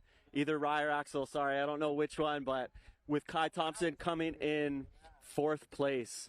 What a finish. What a finish. Just incredible. Rachel, do you want to add anything to this mayhem? Yeah, Edo, we saw you catch some waves over there. It looked like you were just playing towards the end. You were just having a normal, fun Kaiko's run. Can you tell us what was going through your mind when you decided to catch some waves and just play in the surf line over here? I think it's downwinding, just a balance of pushing really hard, but also keeping your mind focused and having fun. So kind of the way to flow state for me is to ride the waves and enjoy it. So I saw some waves on the inside, and I just thought it'd be the perfect way to release some of the tension that I had from all the pumping and ride them and just, yeah, get in the zone and make it to the finish. How do you feel like the conditions were at the end here? Like, do you feel like that was a lot more challenging than it normally would be, or you kind of feel like you knew exactly what to do once you got here? It was definitely really challenging. It's been really challenging the past 2 or 3 years right at the end because of the high tide mellowing it all out. But luckily this year there's some south swell, so as long as you can lock into some of those ground swells from Diamond Head onwards, at least you can ride down the line. I think it was just, you know, the entire channel on the way over here was flat, so we came in really tired and, you know, just no bumps over here unless you're riding the ground swell. So we came in tired, and it's just like getting to that last straw before making it to the finish line. Absolutely. And you know, I know we're seeing you guys just finish the top 5 finishers right here, but I'm imagining there's going to be a lot of carnage out there today of some guys who are not able to finish this race and some who are just, you know, thinking they were probably going to do a lot better. So yeah, it is tough conditions out here for the competitors, but another just massive shout out to Edo. 3 in a row. For those who don't know this guy, Rachel and I, we foil with this guy all the time, and it's just an honor to share the ocean with him. And I think Rachel and I would both agree that when we foil with him, we're like, is this guy an alien? Like, how does he looks like he's doing a different sport than us. And he proved that again today, literally just leaving number 2 and 3 minutes behind him. It is amazing though how some of these races can be 40 miles long and still come down so tight in the end, like we saw with Kai Thompson and one of the Tahitians there. But yeah, it is some tricky conditions, and we're just waiting to see the rest of the field come in. What are you thinking about the girls, Rachel? I think it's going to be a tight race. We were looking at dot vision earlier, and it looked like Annie and Naomi were pretty much neck and neck, but on 2 different lines, so it'll be interesting to see what happens, but they're definitely moving fast. I think they had a pretty big gap on the rest of the girls. Edo, all your fans, everyone's so stoked for you. We know all the work you put in this year, all those insane runs you were doing, just solo runs, foiling from here to Kauai like nothing, no big deal. It's all paid off for you, so we're super stoked. Congrats again. Thank you. Yeah, so just an amazing day out here. What can we say? It's just beautiful, sunny, and it's challenging, you know? I think people a lot of times train all year round thinking that this is going to be just some super fun downwind foiling, but the truth is that M2O is very, very challenging. Kaʻiwi is very challenging. There's no time, I think, that I've heard of where you're going to come and do this race and just relax and be able to just have a fun downwind run. It's quartering, it's long, it's tough, you're tired, and so it's great to see how these guys can just push through all of that. I know we'll maybe share a little bit of our own stories, but I know when I did it, just battling cramps and some of the mental stuff of once you get here, you still have, like when you see Portlock Point, but you still have another 8 or 9 miles just to get here. So it's definitely very, very challenging and just amazing accomplishment to finish it, let alone win it. What was your crossings like, Rachel? My crossings were good. I think this year, from what we've seen, the training that people put in is just next level compared to even a couple years ago. Like I personally didn't do any practice runs before we did it. So the first year I did it, I was just like, I hope I can do this. I don't even know where I'm at. And it was actually a really good crossing, but this year, guys like Edo and all the international guys coming over, and they're just sending practice run after practice run, crossing the channel. You guys are doing it alone, no support crews sometimes, just in little groups, and it's pretty awesome to see. But I think from even a couple years ago when we did it to this year, the level has just increased. I mean, the foil technology has advanced a lot, but just the training and the skill that people have is just next level. And I think Edo's leading the charge on that. So I think all your hard work paid off, and now everyone's going to have to step up. Like, I don't know, what did you win by a couple minutes? That was insane. How was your foil choice? Were you happy with the size that you went with today? Did you feel like you needed a bigger or a smaller wing, or everything was just locked in? I honestly just train on one foil and train in all conditions with it. So just try to make it work no matter what. I feel like especially in Kaʻiwi, even if it's glassy, there's always some groundswell running through it. So you need a small enough foil to be able to ride those swells, and it's just gonna mean you're gonna be pumping more and working harder. But at the end of the day, I just use the same foil, and I've been training on it, so I just know what it feels like and the rhythm that it needs, and yeah, just the same one all the time. Hey, he's got a method to his madness. Whatever you're doing, it's working, my friend, so don't change it up. What are your thoughts now? Obviously, you're probably not thinking this far ahead, but like, should you just retire, or you think you want to come back next year and just try to get that fourth? I'm not ready to talk about that yet. I don't know. All right, fair enough. But one thing I do want to talk about is kind of, yeah, I feel like this year actually there was a really big leap in some of the foil technology.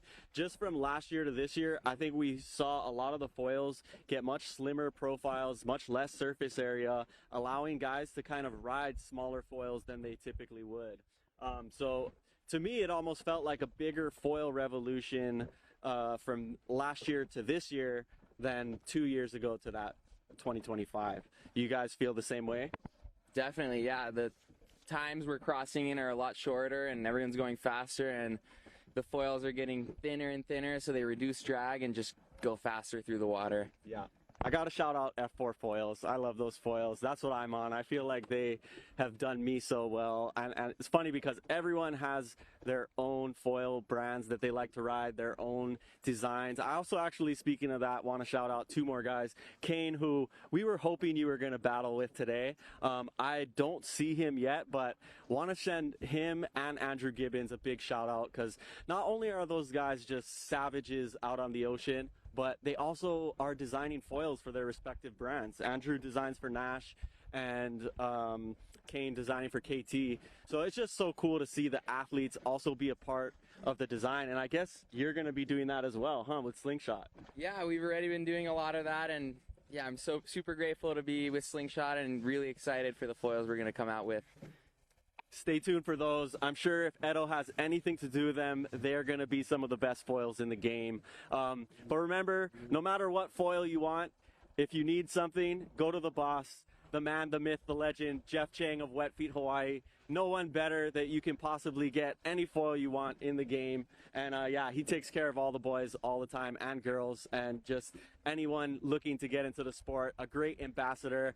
I also want to shout him out because he is one of the oldest foilers out there, but he just hangs so tough. I believe he's like 68 years old. I mean, Edo's an animal, but he's a young guy. He's supposed to be an animal. I just appreciate some of the older guys who are still out there, guys in their late 50s, in their 60s, who can do this sport. It's really incredible, honestly. I don't know if you guys want to weigh in on that one. Yes, it's so cool. I know how much it takes and how much fitness and focus and all those balance it takes, and it's really incredible that, you know, the older generation's able to do it too, and have the fun with us. So I'm super stoked to see more uncles out on the water, seeing them have fun and have fun with them. Yeah, I agree. It's super cool. Jeff Chang is the man. Every time we come down, load up for Hawaii Kai run or whatever run we're gonna do, he has new gear, and everyone's just like, "Oh, what are you riding now, Jeff?" And he has a new board, a new foil, new everything, and then everyone wants to try it, and everyone gets to sample different gear and go to him for their foil needs. That guy he has 2 phones. He's so busy with people just calling him with gear and all questions and everything. So he's definitely the man. He's out here today escorting his son Chris. So shout out to them. They're awesome family. They helped put on the Voyager race with Simeon. So that's another cool thing that he does. Super involved in the foiling community, and we really appreciate him.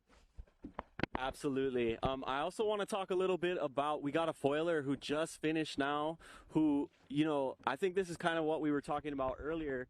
He had to paddle in, and I think you're going to see a lot of foilers end up having to do this because of these tough conditions where they're not even going to make it to the finish line on foil. They're going to just have to probably get as far as they can and then sprint paddling on their knees or prone just to make it to that finish line. It's not easy, and I mean, we're still, I think, in the top 10. I think we also saw the first wing foiler come in. So we have, I think, how many racers? I think around 200, something like that. we have a long way to go. And I'm sure, unfortunately, that there are some people out there suffering right now. But you know what? That's part of foiling. And that's the cool thing I think about this sport, is that we've all been there and suffered through the learning pains of learning how to downwind foil. But as you progress, as you get better, you get to reap the fruit of that reward, which is actually learning the art of downwind foiling. But even with all of that said, you can go out, and if conditions are tough, you're going to be eating humble pie, as my boy Rich on the other boat said. So it's just the name of the game. We've all been there. We've all done it. There's some good stories about everyone eating humble pie, and you just got to love it. We'll see as things continue. I think we have another foiler about to finish now. I wish I knew who it was, but I don't. But they are coming in looking pretty strong. What do you think, Edo? Yeah, looking strong. He's still got a lot of pumping in him, so he's going to make it to the finish line, looks like, and no one behind. So just keep going. You got this. Yeah, I'm wondering if Andrew and Kane have come in yet. I know that they were kind of in a pack with Molokaʻi, a couple guys. We are still waiting to see. Who is this right here? Anyone can identify? Could be Gage. Oh, I think that might be Gage. Yeah. I think it is Gage. Yep, Armstrong Foils. That's our boy Gage. Also in the U.S. Coast Guard, thank you for your service. Gage, another hammer, did real well last year, came back. It looks like it's going to be a good finish for him too. I'm sure he's very excited to be across that finish line and done with the race. Time for a beer. I wish I brought you a beer, bro. I should have had some ready to go. Or a summer club, probably. With my team over there, so thank you for... Congratulations, bro. We are so stoked for you. You are a legend, 3-time world champion of foiling. Edo, go drink, enjoy. We'll see you at the award ceremony later on tonight, bro. Thank you, bro. Let's see if I can make it. Yeah, he might need help. It's his foot's probably cramping up, but we're gonna help him off. Just throw it over, Yeah, so this is exciting stuff. I mean, 3 in a row is just awesome. Really incredible feat, and he's probably just still high on adrenaline, and it hasn't even really sunk in yet. Okay, so I would say we're still looking at about the top 10 to 15 racers who've come in, and now I'm looking behind me, and just as I kind of thought, I can see some people paddling in. One is sitting on their knees, and another one went down probably about at tongs, which means that they have, you know, they're probably going to be prone paddling just to make it through this finish line. What you think, Rachel?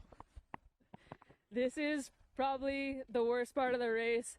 I definitely feel bad for these guys because, yeah, what is that, 1, 2? I don't see anyone directly behind them that they will get past. Oh, it looks like a third guy is down. So I don't see anyone up on foil that looks like they're going to pass them immediately, but some people could come from even a few minutes back and pass them even though they had a better race up into this point. So this is kind of what we were talking about earlier. This can be pretty devastating when you go down and just have to prone paddle, and it's going to be a battle to the end. I can't tell who. These guys are just a little bit far for us to see exactly who they are. Yeah, we got a wing foiler. We'll have to check the dot vision to see. Yeah, we have three soldiers down right now. I can't see anyone else. It looks like there's some guys farther outside. But yeah, we'll have to wait and see who these guys are. Yeah, so I mean, this just goes to show you, you have 200 competitors in the field, and really only the top 10 to 15 were able to finish on foil. And that just, it says everything you need to know about how hard this race can really be. And these guys are just battling to make it through that finish line right now. I'm still really excited to see who's going to be our first female finisher. Maybe we should check on that dot tracker and see where we're at. I know we just had the second wing foiler come in, so unfortunately I do not have names for you, but he looks like he's in good shape. He's enjoying.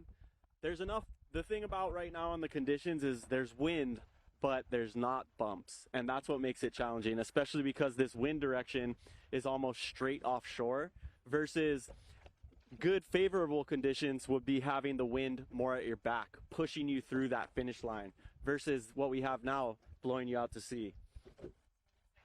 I think right now I'm hearing that Annie looks like she's in the lead, and they are rounding maybe Diamond Head area, so we should be seeing them soon. But in the meantime, I think we're going to send it back to the studio for a commercial break, and hopefully we will be back again with you shortly.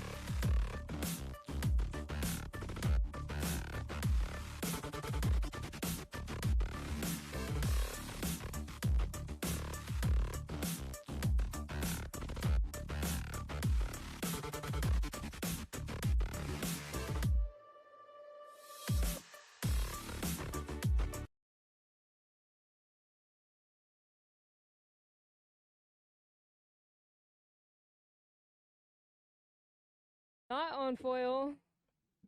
This is Tom from France, I believe. He's a really good foiler, and just goes to show, like Jesse said earlier, he was unable to finish on foil. It just shows how tough this ending really is. If you don't get lucky, get a groundswell or get a good line. We have a few more guys. Actually, everyone I see right now looks like they're pretty much just paddling in. A guy sitting down, just paddling like a canoe. Oh man. So we just checked the dot vision, and it looks like Annie is right around Diamond Head. She has a pretty solid lead on the second place, which looks like Naomi from Tahiti. So she should be coming in soon. Pretty exciting.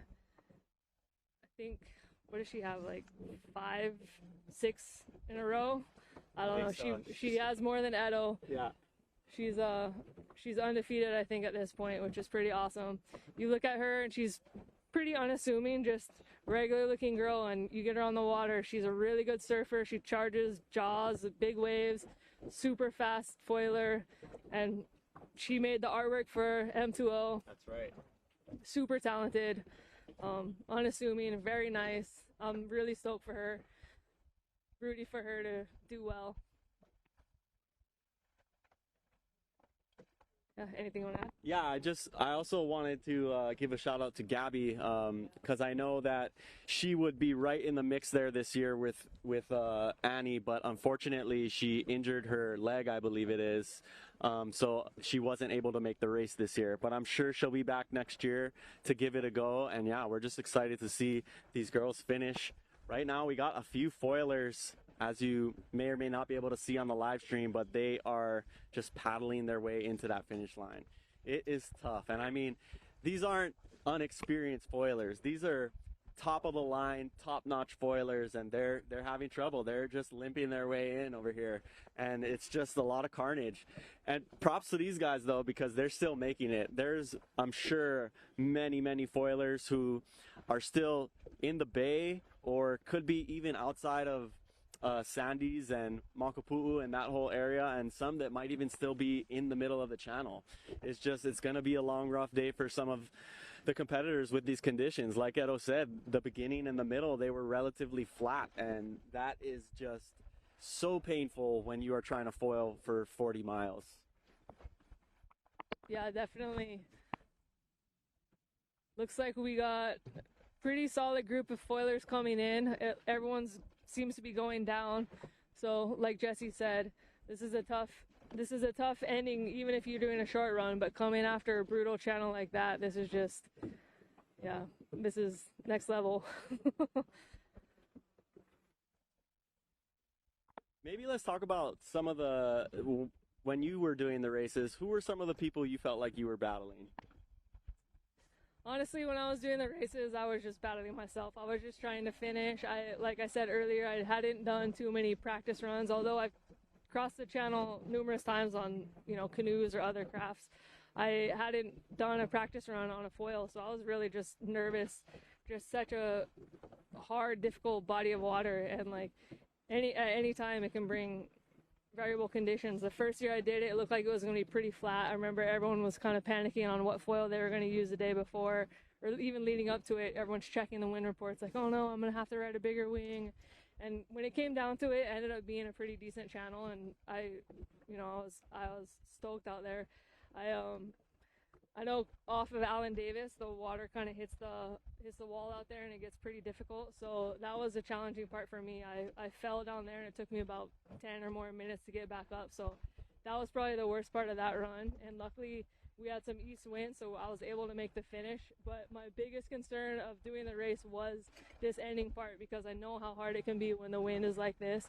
And even on a daily run, I don't always make it to the end. So just knowing that after 40 miles I have to make it to the finish line at Kaimana stressed me out, but I didn't get conditions like this. I think this is... Who is this? Is that Annie? No, I don't think that's... All right, no, I think this is one of the Spencer brothers maybe. And who is one of those Molokaʻi over there? We got a little battle right here. They are just prone paddling their way to the finish. Oh, man. Oh, there's like 5 of them. And you can just see, you look at these guys' faces, man. They just had 40 miles of pain, and this is the last part to just make it even rub salt in that wound. And now they're battling, too, to just try to beat whoever the competitors are that are right next to them. I actually don't know who these foilers are, but I'm guessing that these 3 or 4 that we just saw come in are putting us to kind of the top 20 or so finishers. There's people starting to just kind of trickle in now.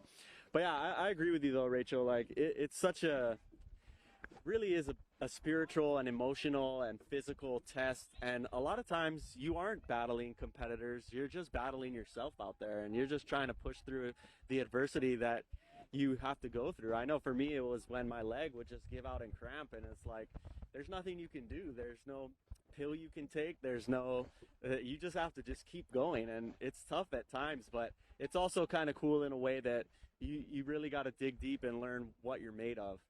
However, there also are some great rivalries where guys really get heated and want to win.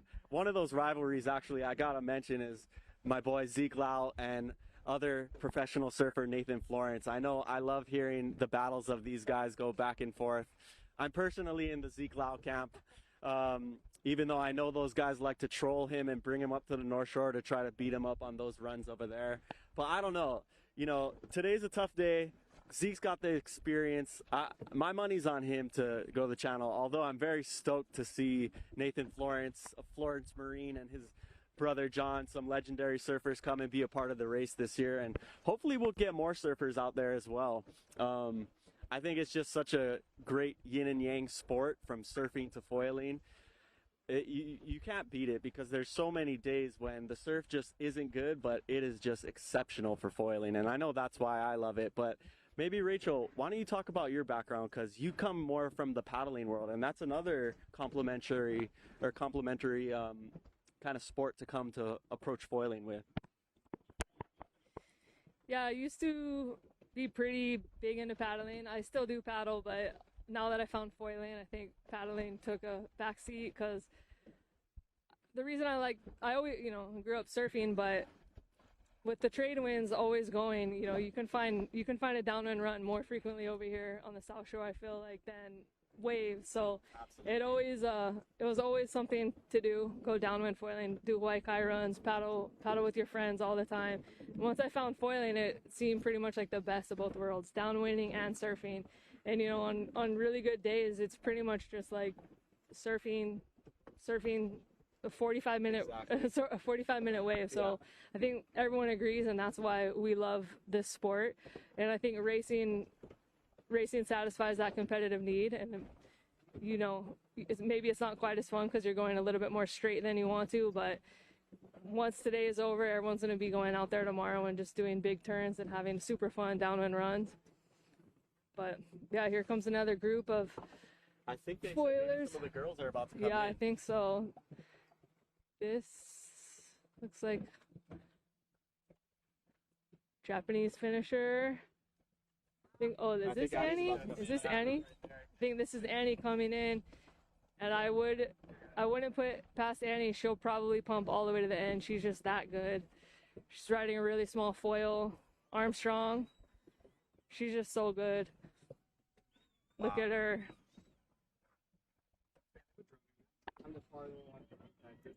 Oh, there's Kai Lenny. She's gonna beat Kai Lenny. Oh, she gonna beat Kai Lenny? Yep, she just passed him. He's not on foil, so Annie's gonna pass him. Yeah, Annie. Yeah, Annie. And first place finisher, Annie. All the way on foil. Awesome job. She's a legend. Looks like Kai Lenny, and I'm not sure who that is.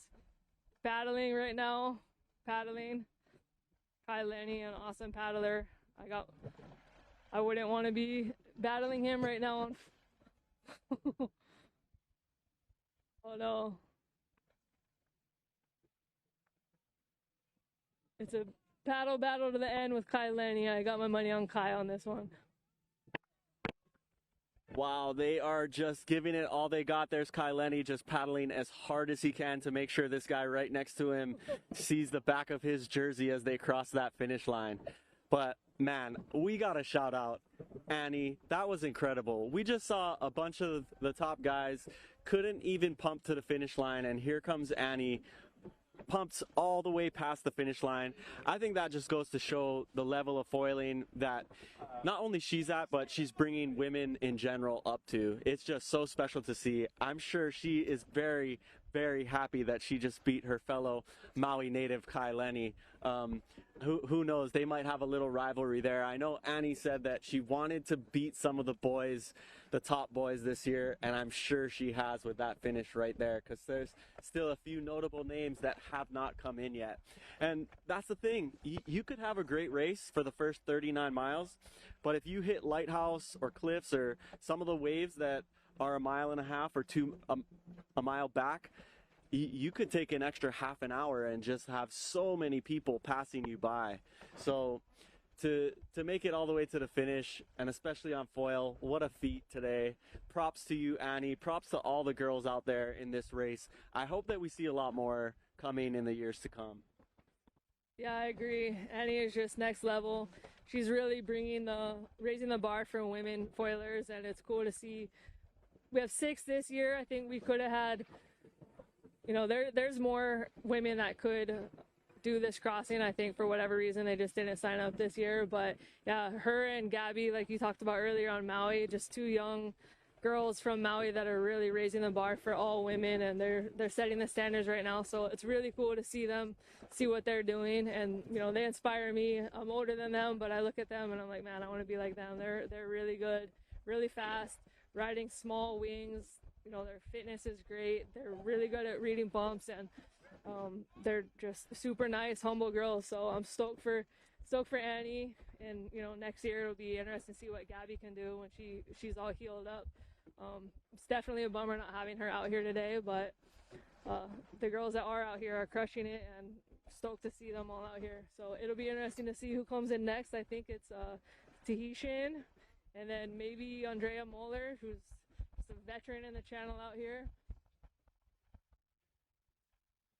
See if anyone else can finish on foil, because as of now, it looks like everybody is going down. Yeah, and speaking of, I mean, first and foremost, yeah, the women just incredible. I mean, if I was in this race today, she would have smoked me for sure. And she's smoking a bunch of guys. It's just awesome, and I can't wait to see more women do this sport to the point where, you know, we probably have almost 150 plus male competitors. I can't wait till we have 150 female competitors, and I think it's coming personally. But one of the other great rivalries I feel like we should talk about is Maui and Oʻahu, because Maui, they have probably arguably one of the best downwind runs in the whole state with that Maliko run. So they definitely breed some top-notch downwind talent. But I don't know, I feel like we're holding it down over here on Oʻahu with our runs. What do you think, Rachel? Yeah, that's a fun one with John Hearn. Shout out to John Hearn and Shep representing Maui. They've been putting on a lot of local races for the local competitors, so that's been a pretty fun rivalry. We'll have some Hawaii Kai run or Allen Davis runs. North Shore guys even put on a Turtle Bay run, and then they'll host the Maliko run, which has been a fun rivalry to go back and forth. And it's really, I mean, we're pretty lucky. Oʻahu has Edo, but they have Keen, and they have a lot of really good guys as well. And all the top girls are from Maui, so they're crushing on that category. But yeah, that's a good one. And you know, everyone's always throwing little jabs if the Maui guys come over here and then they eat humble pie on like an Allen Davis run. We had a few of those recently. So I know Simeon, he makes the Voyager gear. He'll make little quotes like "this ain't Maliko" or whatever. So it's all in good fun. But in all honesty, it's just awesome to have both those runs and all the foilers come together, and the community is just super welcoming. We have people come over and they'll just show up at Tongs and catch rides up. And likewise, we can go to Maui and just send some Maliko runs with the people over there, and it's really awesome. But yeah, it's a fun little rivalry.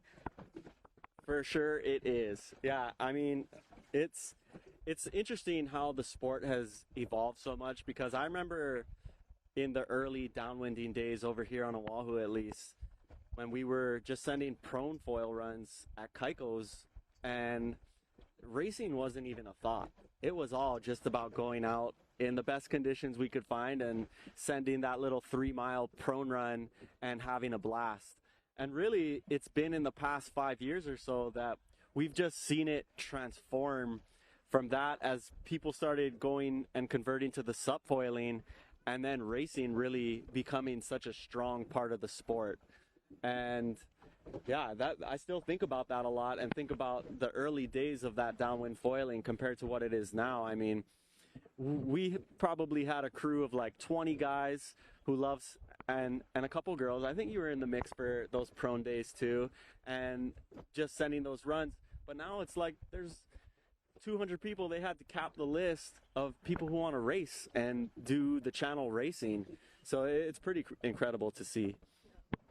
How are we looking with some of the finishers? We got someone up on foil right now, making their way.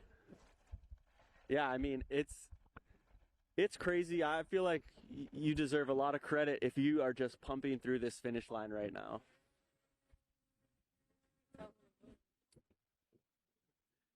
Yeah, I wish we knew who all of these foilers are. Unfortunately, we don't. But if you do and you can see them online, someone you know, definitely give them some credit. This guy is pumping straight through that finish line. I'm imagining we're going to see maybe Andrea or Naomi, some of the girls, hopefully finishing soon behind Annie. But again, another testament to Annie, how dominant she is. It's a similar situation to Edo, where it's just, there's no girl in sight behind her. She's just minutes ahead of the rest of the competition. And also awesome of her with all this artwork this year. The taco design with a flying fish. I love it. To be a good foiler and then also to be an artist, many talents from her, and also surfing big waves at Jaws. Just, yeah, pretty cool. If you guys can see Rachel's hat though, I don't know if you can see it on the live stream or not, but that's some of the artwork, and they got some shirts. I'm sure there's a bunch of cool merch you guys can purchase through M2O and hopefully be some at the award ceremony tonight. Rachel, what are you thinking?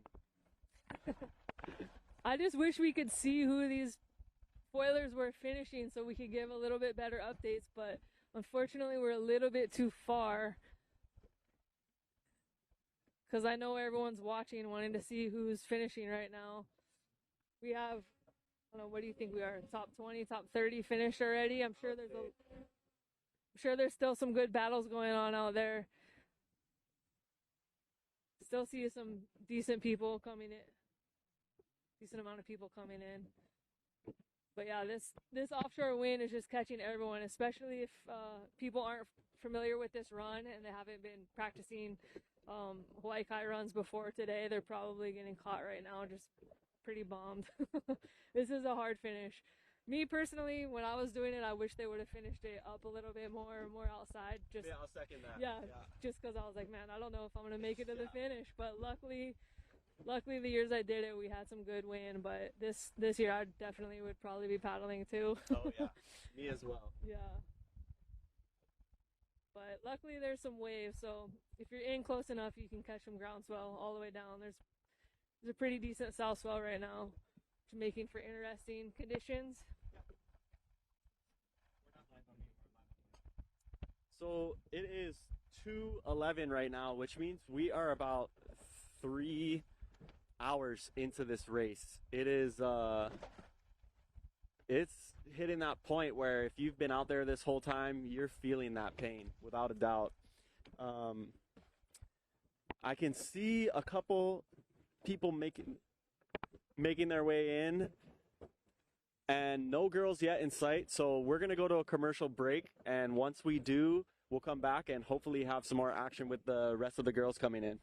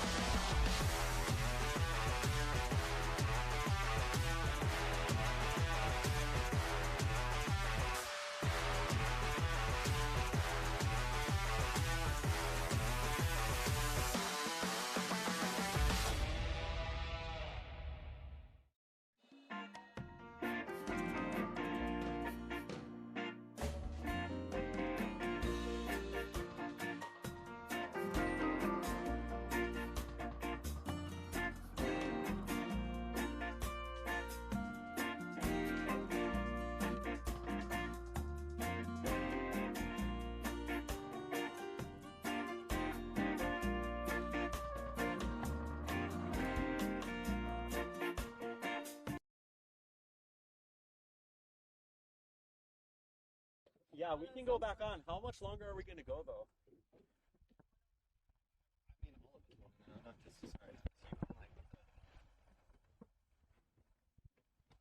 All right, I think we're live again, so welcome back. We just saw someone catch an absolute bomb outside of Tongs. I don't know who it is, but they're making their way.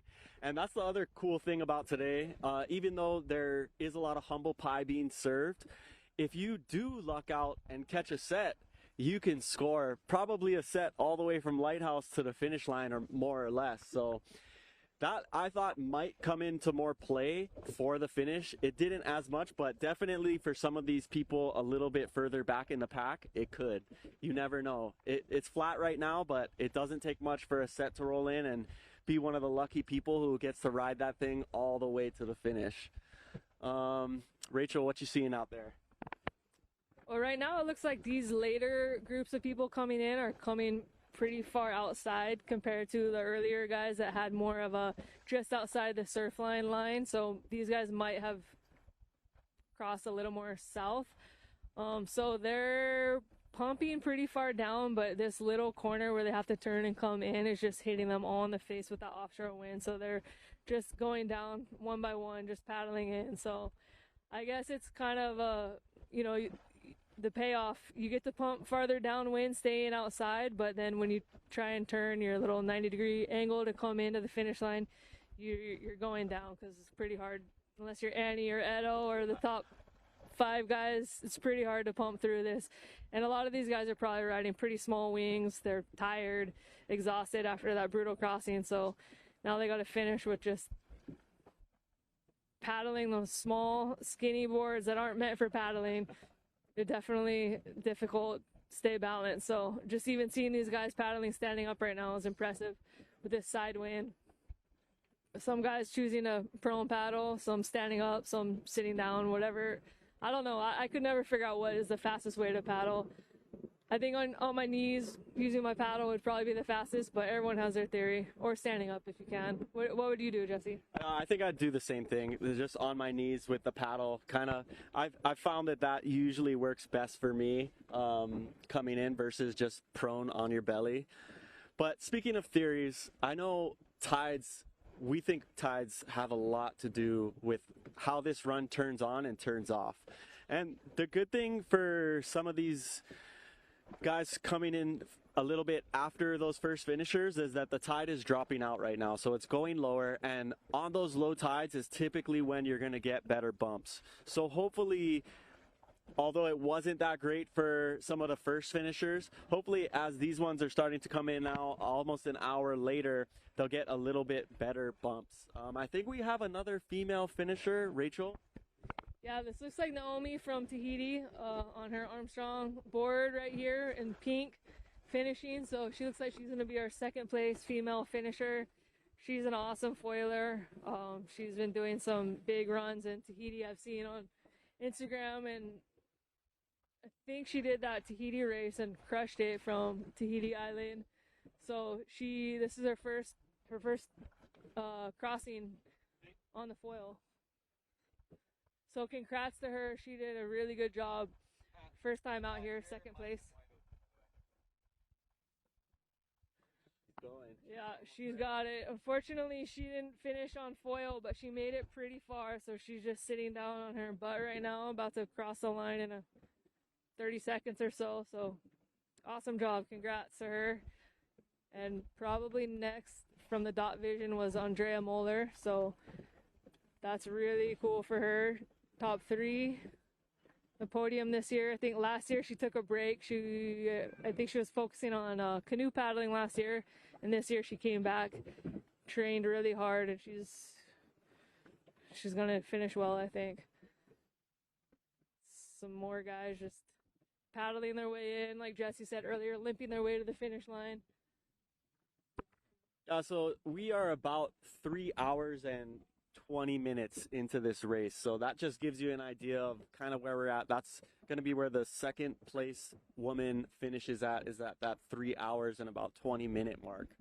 So it's a long time on foil. I think this year seems significantly slower than last year. I don't know the times exactly, but I want to say Edo's run last year was around 1:55, a little bit under 2 hours, and I think this time was maybe 15 minutes over 2 hours. So that just goes to show you how much conditions can really dictate how much extra time you're going to spend out here on the water. And it's unfortunate because the more time that goes by, the more tired you're getting, the more time you're just sitting there in the sun, and it can make things a lot harder. So props to all those guys and girls still out there right now, digging deep, trying to find the juice to make it to this finish line. You guys are all champions today just for finishing that challenging Kaʻiwi Channel. I think that's just kind of how it goes, though. The Kaʻiwi Channel is always going to have the last word. It's the way that I've known many of those runs. I love, because you get into downwind foiling and you finally start doing good. You have maybe a couple good Hawaii Kai runs and you're feeling good about yourself. And then you go and see the real juice of doing an AD's run or something like that, and it can feel like you just went right back to square one. That channel can just be so brutal in many different ways. Today, I think we're seeing it brutal in the sense that there wasn't a lot of bumps, so it's challenging in that regard. But a lot of times we do those runs and it is just cranking. And the ocean out there can be so rough, so erratic. Just staying on your foil is a feat alone. And if you do go down, I mean, there's countless stories of foilers either taking 30 minutes to pop back up or not even being able to pop back up at all and paddling into Hanauma Bay. So it can definitely be a soul crusher if you let it be. And that's why I think if you're just making it across this finish line today, you're an animal. You got the props for me for sure. And I think it's going to be cool to see as we still have some people trickling in how they feel when they come in, because man, they must be tired. Yeah, I agree. Just crossing the channel anytime is always a huge accomplishment. I mean, even today, no shame if you didn't make it across. I'm sure a lot of people, you know, for the race, you always want to choose your fastest foil. So I'm sure a lot of guys just kind of gambled and chose their smaller wing and then got out there and realized, oh no, the wind's not as good as I thought it was going to be. So they might have been struggling a little bit. That's why earlier we asked Edo what he was riding, and that guy just stays on one side. He, you know, no matter what. But most of us usually choose what wing we're going to ride depending on how the conditions are. So I'm sure a lot of guys pushed a little bit more than they were comfortable with riding smaller wings today, and maybe it paid off, or maybe they paid for it. Probably had a handful of guys pull out just because the conditions were pretty brutal out there. So for all these guys finishing, congrats to them. It's always a huge accomplishment. We got another group coming in. We got someone on foil. They might make it all the way. Yeah, what do you think? Half the group finished already? Yeah, I think we're starting to get through probably the first 50 to 75 foilers finishing up. But yeah, I want to go back to what you're talking about. It's true. Not a lot of things people who may be watching this sport and don't know downwind foiling so well is that your gear choice can make a huge difference. It can turn a mediocre run into an amazing one, and it can turn a good run into a terrible one, depending on what foil wing you rode. And I had guys hitting me up last night asking me what they thought I should ride. I was like, I do not want to choose a foil for you. You know, I think my tendency, but I'm not a top racer at all, but is always going to lean towards those bigger wings just to safely get me across the channel with as little extra energy as possible, just because making it in general is so hard. But if you're up there and you're trying to compete and bang with the best of the best, you kind of have to choose a small foil. And it is a gamble. Sometimes it's going to pay off and you're going to be able to make it there fast. And other times, you know, you might be pulling out of the race because you weren't able to finish because your foil's too small and the conditions were just too challenging for that small foil. So that's a tough pill, but you know, it's kind of how it goes when you're racing at this elite level of downwind foiling, that the gear can matter so much. Yep, I agree. I think you and I, Jesse, we kind of tend to be a little more cruisy or ride a little bigger wings. I know I want to start riding smaller wings, but you know, you have a couple shockers and you're just like, you know what, I'll go back to my other wing. But yeah, Jesse, everyone always teases you because you just choose the biggest wing out there and just cruise on those Hawaii Kai runs. But I'm pretty sure most of these guys out here today have a little bit different mindset for the race, just choosing a faster wing, trying to push. So I'm sure there's a lot of cramps and burning muscles out there right now if they're still going. But yeah, I don't know. I'm sure there's a decent amount of people out there that are looking at the finish line being like, am I gonna make it? But I think they will. Just gotta keep going. Yeah, I'm sure they will, but there are certainly going to be some soldiers who don't finish today. So yeah, I think it sounds like we are going to be going to the beach and do some interviews there. So let's kick it to the guys on the beach and see what they have to say.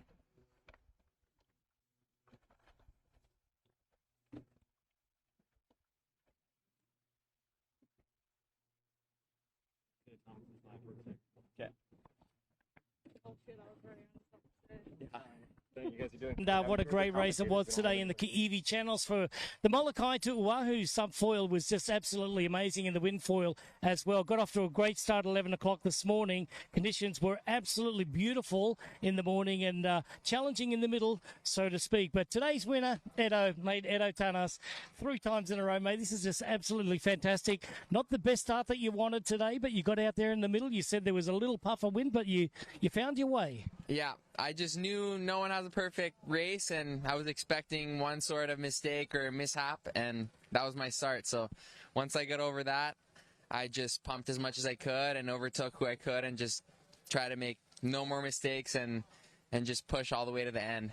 Noticed a couple of the early leaders got out there to a start on the north side of the run line. You chose south for any reason?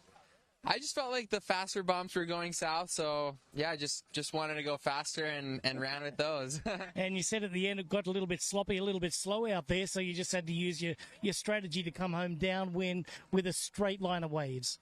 Yeah, it was really physical, so towards the end where the bumps got smaller, it was really about getting in closer to the island and where the ground swell starts hitting the shallower shelves and you can start riding that. So pumping straight in and yeah, just getting there as quick as possible. Mate, 3 times a charm. Congratulations. Go and take care of your leg. I know you're hurting, mate. Go put your leg up. Edo Tanas from the USA, just an absolutely incredible racer. And talk about another incredible racer. She's gone back-to-back as well. Annie Reichert, the local over here, has just been training the house down and doing absolutely incredible. Got underway at 11 a.m. this morning. And Annie, unlike the others in your league, it took a while for them to get up, but after about 20 strokes, you were up and just pumping away, building up that lactic acid. How was it? It was brutal. I switched foils at the last second because I just had my mentality was to get up and stay up the whole time at any cost, pretty much. But it was really hard. I literally think the first 10 to 15 miles, I was just doing everything I could to stay up on foil. And I saw Edo mid-channel. He's the only person I saw the whole time. And he gave me a boost of confidence that I was going in the right direction because I honestly didn't know if I had a good line or not. But yeah, I just grinded, left everything I had out there at the finish. I was completely blurry vision coming in. I saw some of my friends that I was that were down off foil and I was oh, I just want to pass them. So it was brutal. Props to everyone that finished this crossing today. Props to Edo. I'm just glad to be on the beach and have made it through. Yeah, well, you don't look like you've done anything out there today. You look fresh as a daisy. Talk about your line today. I was tracking along with you and your line looked absolutely perfect on the rum line. So you chose a good line, very fast line. And any problems out there at all? Any low spots or just all smooth sailing? I mean, it felt pretty good. I think I used a foil that I wasn't totally used to. So if anything, it was just kind of adjusting to that and finding my rhythm. But yeah, it was just kind of the unknown. That was the big question mark out there. I really the start was brutal. The middle got a little bit better with bumps, and I really didn't want to completely trust that it would stay good. You never really know. And so I saved just that little bit in the tank for the finish, and I managed to just leave it all out there. So yeah, my line felt good, but honestly, I just headed as straight as I could, and I feel there was a lot of current in the water, so it was kind of hard to navigate. But yeah, I guess all's well that ends well. And you could throw a swell in there as well. Yeah, Annie Reichert, congratulations, an amazing job today. Thank you so much. All right, well, treacherous conditions in the Kaʻiwi Channel, and 2 of our champions already across the line. They're still streaming across the line down here at Kaimana Beach. It's just an awesome scene down here. We'll throw it back to you for now. They stopped. They lost the. It might be. Yeah, it sounds like they're going to come to us. Are we just signing off or walking? I don't think so. No, 10 more minutes still.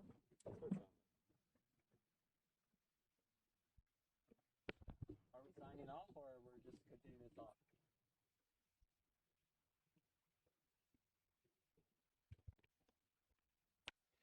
All right, so I think we are back in the action, and yeah, I just wanted to continue kind of that conversation of the big wing versus the small wing, right? Because it's a gamble, and what I think happens is guys get in their mind that if I ride this small wing, I'm going to shave a couple minutes off of my time, which is true in theory. But if you fall and you can't pop back up, or something goes wrong on that small wing, and that's the case, you could easily lost all that extra time you might have made up. So it's interesting to me because a lot of it is like, do you want to play the race conservatively or do you want to be aggressive?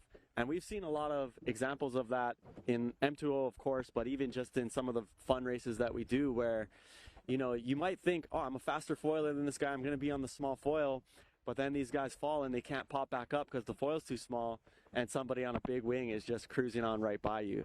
So yeah, that's always an interesting thing for me and one of the tactics that I wonder with some of these guys.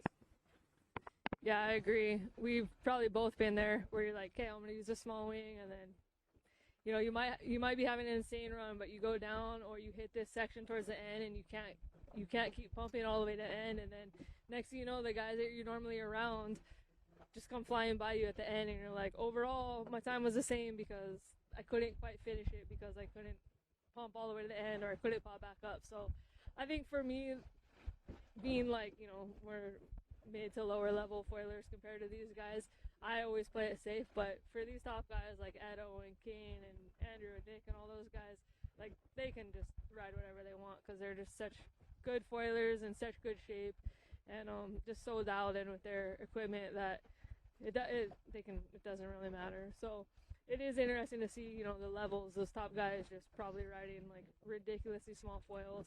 I know some of them riding like 490s or whatever. Big guys, Mana and Rich, they're riding 590s, 600s. So what are those guys, like 210? So yeah, it's just crazy. Like we were talking about earlier, the progression of the gear and the skill level and the training and everything, how advanced it is. And we can see it out here, you know, although there wasn't record times, just the sheer amount of foilers. Like, you know, a few years ago, this was a combined race with a prone and stand-up, and there's just so many foilers now. And, you know, even the community has grown. We go down to our normal spot, and we just see 20, 30 people. We don't even know who they are. So it's really cool to see, and it's cool to see the sport growing and the level just rising, the equipment advancing. It's really awesome. It's exciting to see what will come next, you know, like what is the next step. Financially, it's hard to keep up because I just want to buy the newest wing every time, and I can't afford it. But for the guys that are, you know, sponsored or designing foils and stuff, it's really cool. So yeah, you know, as this race finishes up, there's not too many people coming in right now, but I think we're still waiting for half the women's crew. I feel bad for them out there if they're struggling, because I've been there for sure, but I'm actually really stoked for them because I'm sure they'll be in soon and they're probably having a great experience, and they're gonna just come back stronger next year. So yeah, it's been a really good day. Yep, I agree. A great day indeed, although I must say there still are many people out there, I'm sure, who are battling their hearts out. And yeah, I also want to go back and shout out all the older men and women doing this race. John Hearn, 59, I believe. I'm sure he's out there slugging it out right now. And, you know, you talk about someone like John Hearn, Phil, a couple of the guys who we go with, it's just so impressive the level that they're at as someone like John Hearn, almost 60 years old, doing this race. And these guys are just, they're way more animal than I am. Like, I see them going on days that I would consider the conditions probably like a 2 out of 10, and they'll just send it, no problem. They'll be like, oh, it's okay, we're going to go and do this terrible condition run.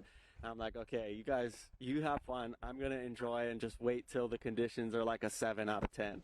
But yeah, they got that froth, and I think it's amazing to see, because it's such a relatively new sport, so many people, when they do get into it, they do get past all of the hardship that comes with it, and they finally can really enjoy the sport.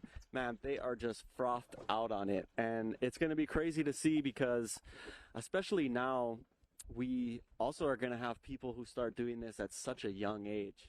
Like, you got guys like Kaʻiwi, Molokaʻi. These guys haven't even graduated high school yet. They're just still young pups out there, but, you know, top competitors in the field. It's just pretty amazing. And Yeah, I think it sounds like we are going to kick it over to one of the other boats, so we'll send it their way and see what they have to say. But thank you to everyone for tuning in, and we hope you guys have been enjoying this live broadcast of one of the best extreme sports in the world right now in some of the roughest, craziest stretch of ocean that we have to offer.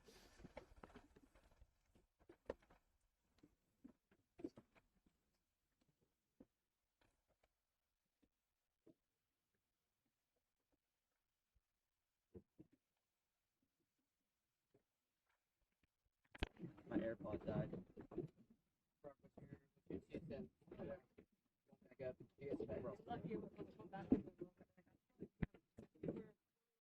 These are our athletes we're on right now. So here we are kind of getting towards the finish. We got the rest of the pack coming down. Jack, it was a really tricky channel. We got some people running down this line. Talk us about this inside line here right now as they come around Diamond Head. So many different types of conditions on this run today. It started off extremely light wind into a pretty consistent bumpy middle part of the channel, and as you can see behind me, the Diamond Head zone, the last mile of the race is pretty glassy. It's pretty calm, and there's not a ton of wind chop here for the athletes to ride all the way to the finish. And by now you're 35 plus miles into foiling. Your legs must be pretty cooked, Chris. And these guys are just giving it all they got, whatever's left in the tank to make it to the end. Absolutely. And we know that a bunch of riders kind of tapped out early or mid-channel just because they were cooked from the very beginning. Jack, we got to watch some bombs coming in here. We saw from the drone, we saw Edo riding some waves. But just tell us about this last little bit. Who's coming behind us? Yeah, so right here in the background, we have John Mann, an athlete from Europe. He's coming in final stretch, as well as another rider here in the distance. And these guys are giving it all they have to make it the final stretch all the way to Kaimana Beach to hit the buoy finish line. And these guys are gassed, but they're pushing with whatever's left in the tank.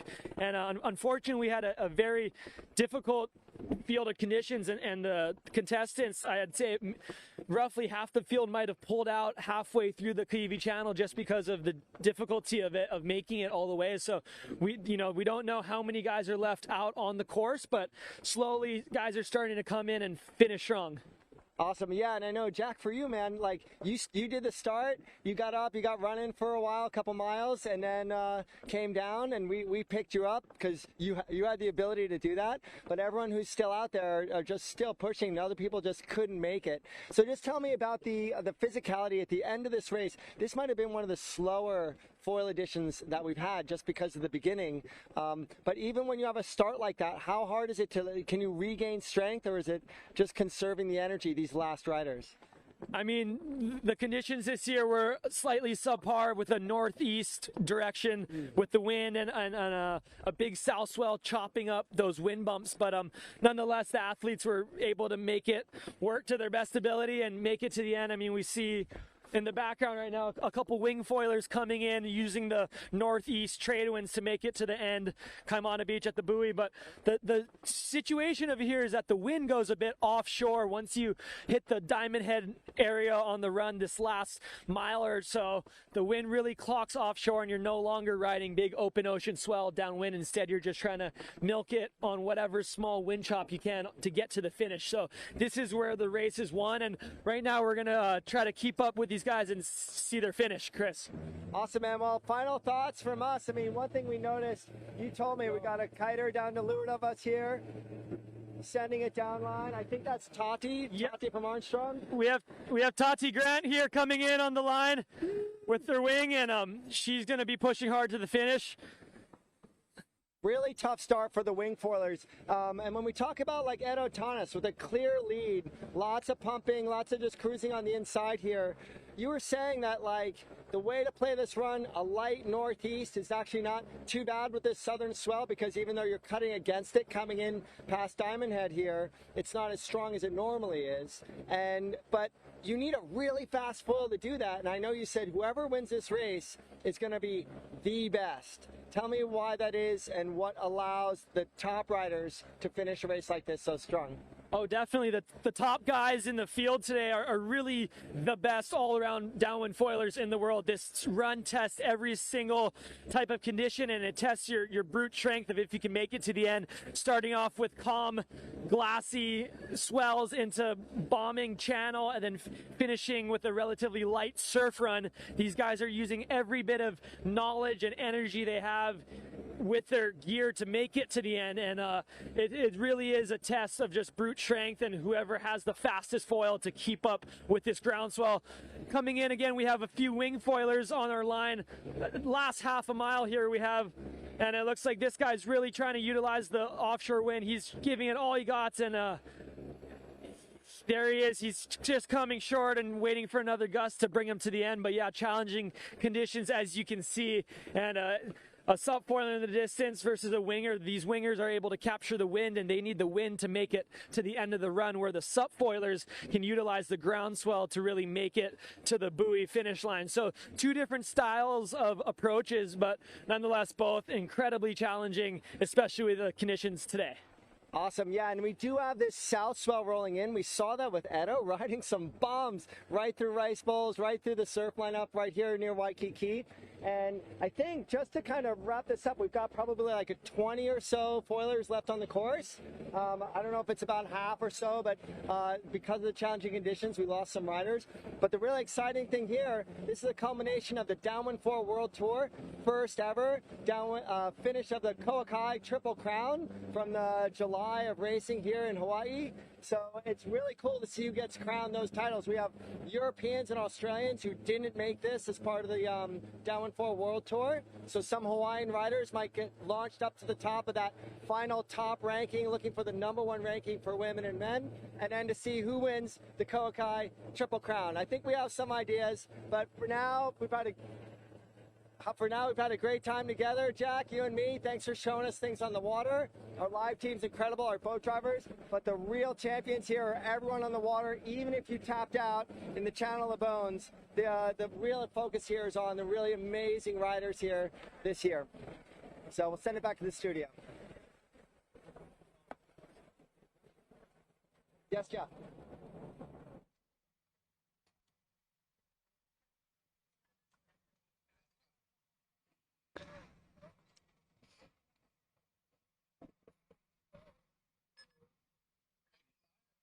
Well, thank you very much, guys. Well, all the action is switching from the Pacific Ocean onto terra firma right now, because down here at Kaimana Beach, we're talking with Livio Minalau right now. Look, he's originally from Brazil, but he is a Maui boy, and today he's bringing it home for Maui, just like Edo, and just a great race out there, mate. Livio, it was another good race for you, 10 times in the channel, stand-up paddling, but now you're switching over to wing. How was your day? My day start like the light wind, and it started to rain over there, and I was sitting, and they did the green flag. Some guys took off, and I was waiting 15 minutes and it start, and soon everybody said, okay, I'm gonna wait for the wind to come back.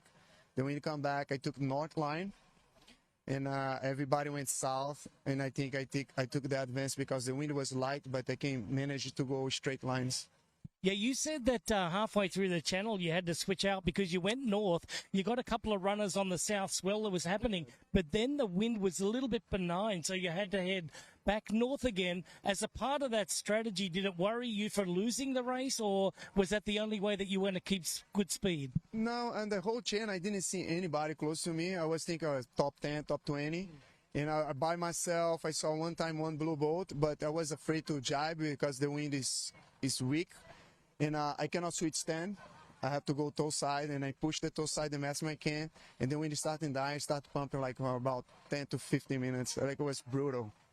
Oh, it's an amazing race, mate. Well, congratulations. First in the wing foil category. You must be just absolutely thrilled to bits. Yeah, it's my first time. I trained in a lot of light wind this year. Was really excited. Well, he's going back to Maui tonight. He's got to get up in the morning and go back to his day job, believe it or not. Look, we've had an absolute ball down here today. The conditions have been somewhat challenging, somewhat good. But as you would expect for a World Championship, as it all comes to an end, the downwinding season comes to an end, and the Molokaʻi to Oʻahu sup race and wing race in the foil category is coming to an end right here. I'm Greg Welch. We're down here in the Athlete Village, and we'll sign off for now. Back to you guys.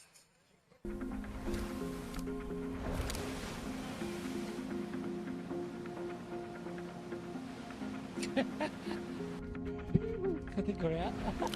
Mate, good. Well done, eh? Love my Brazilian buddies. It's like so.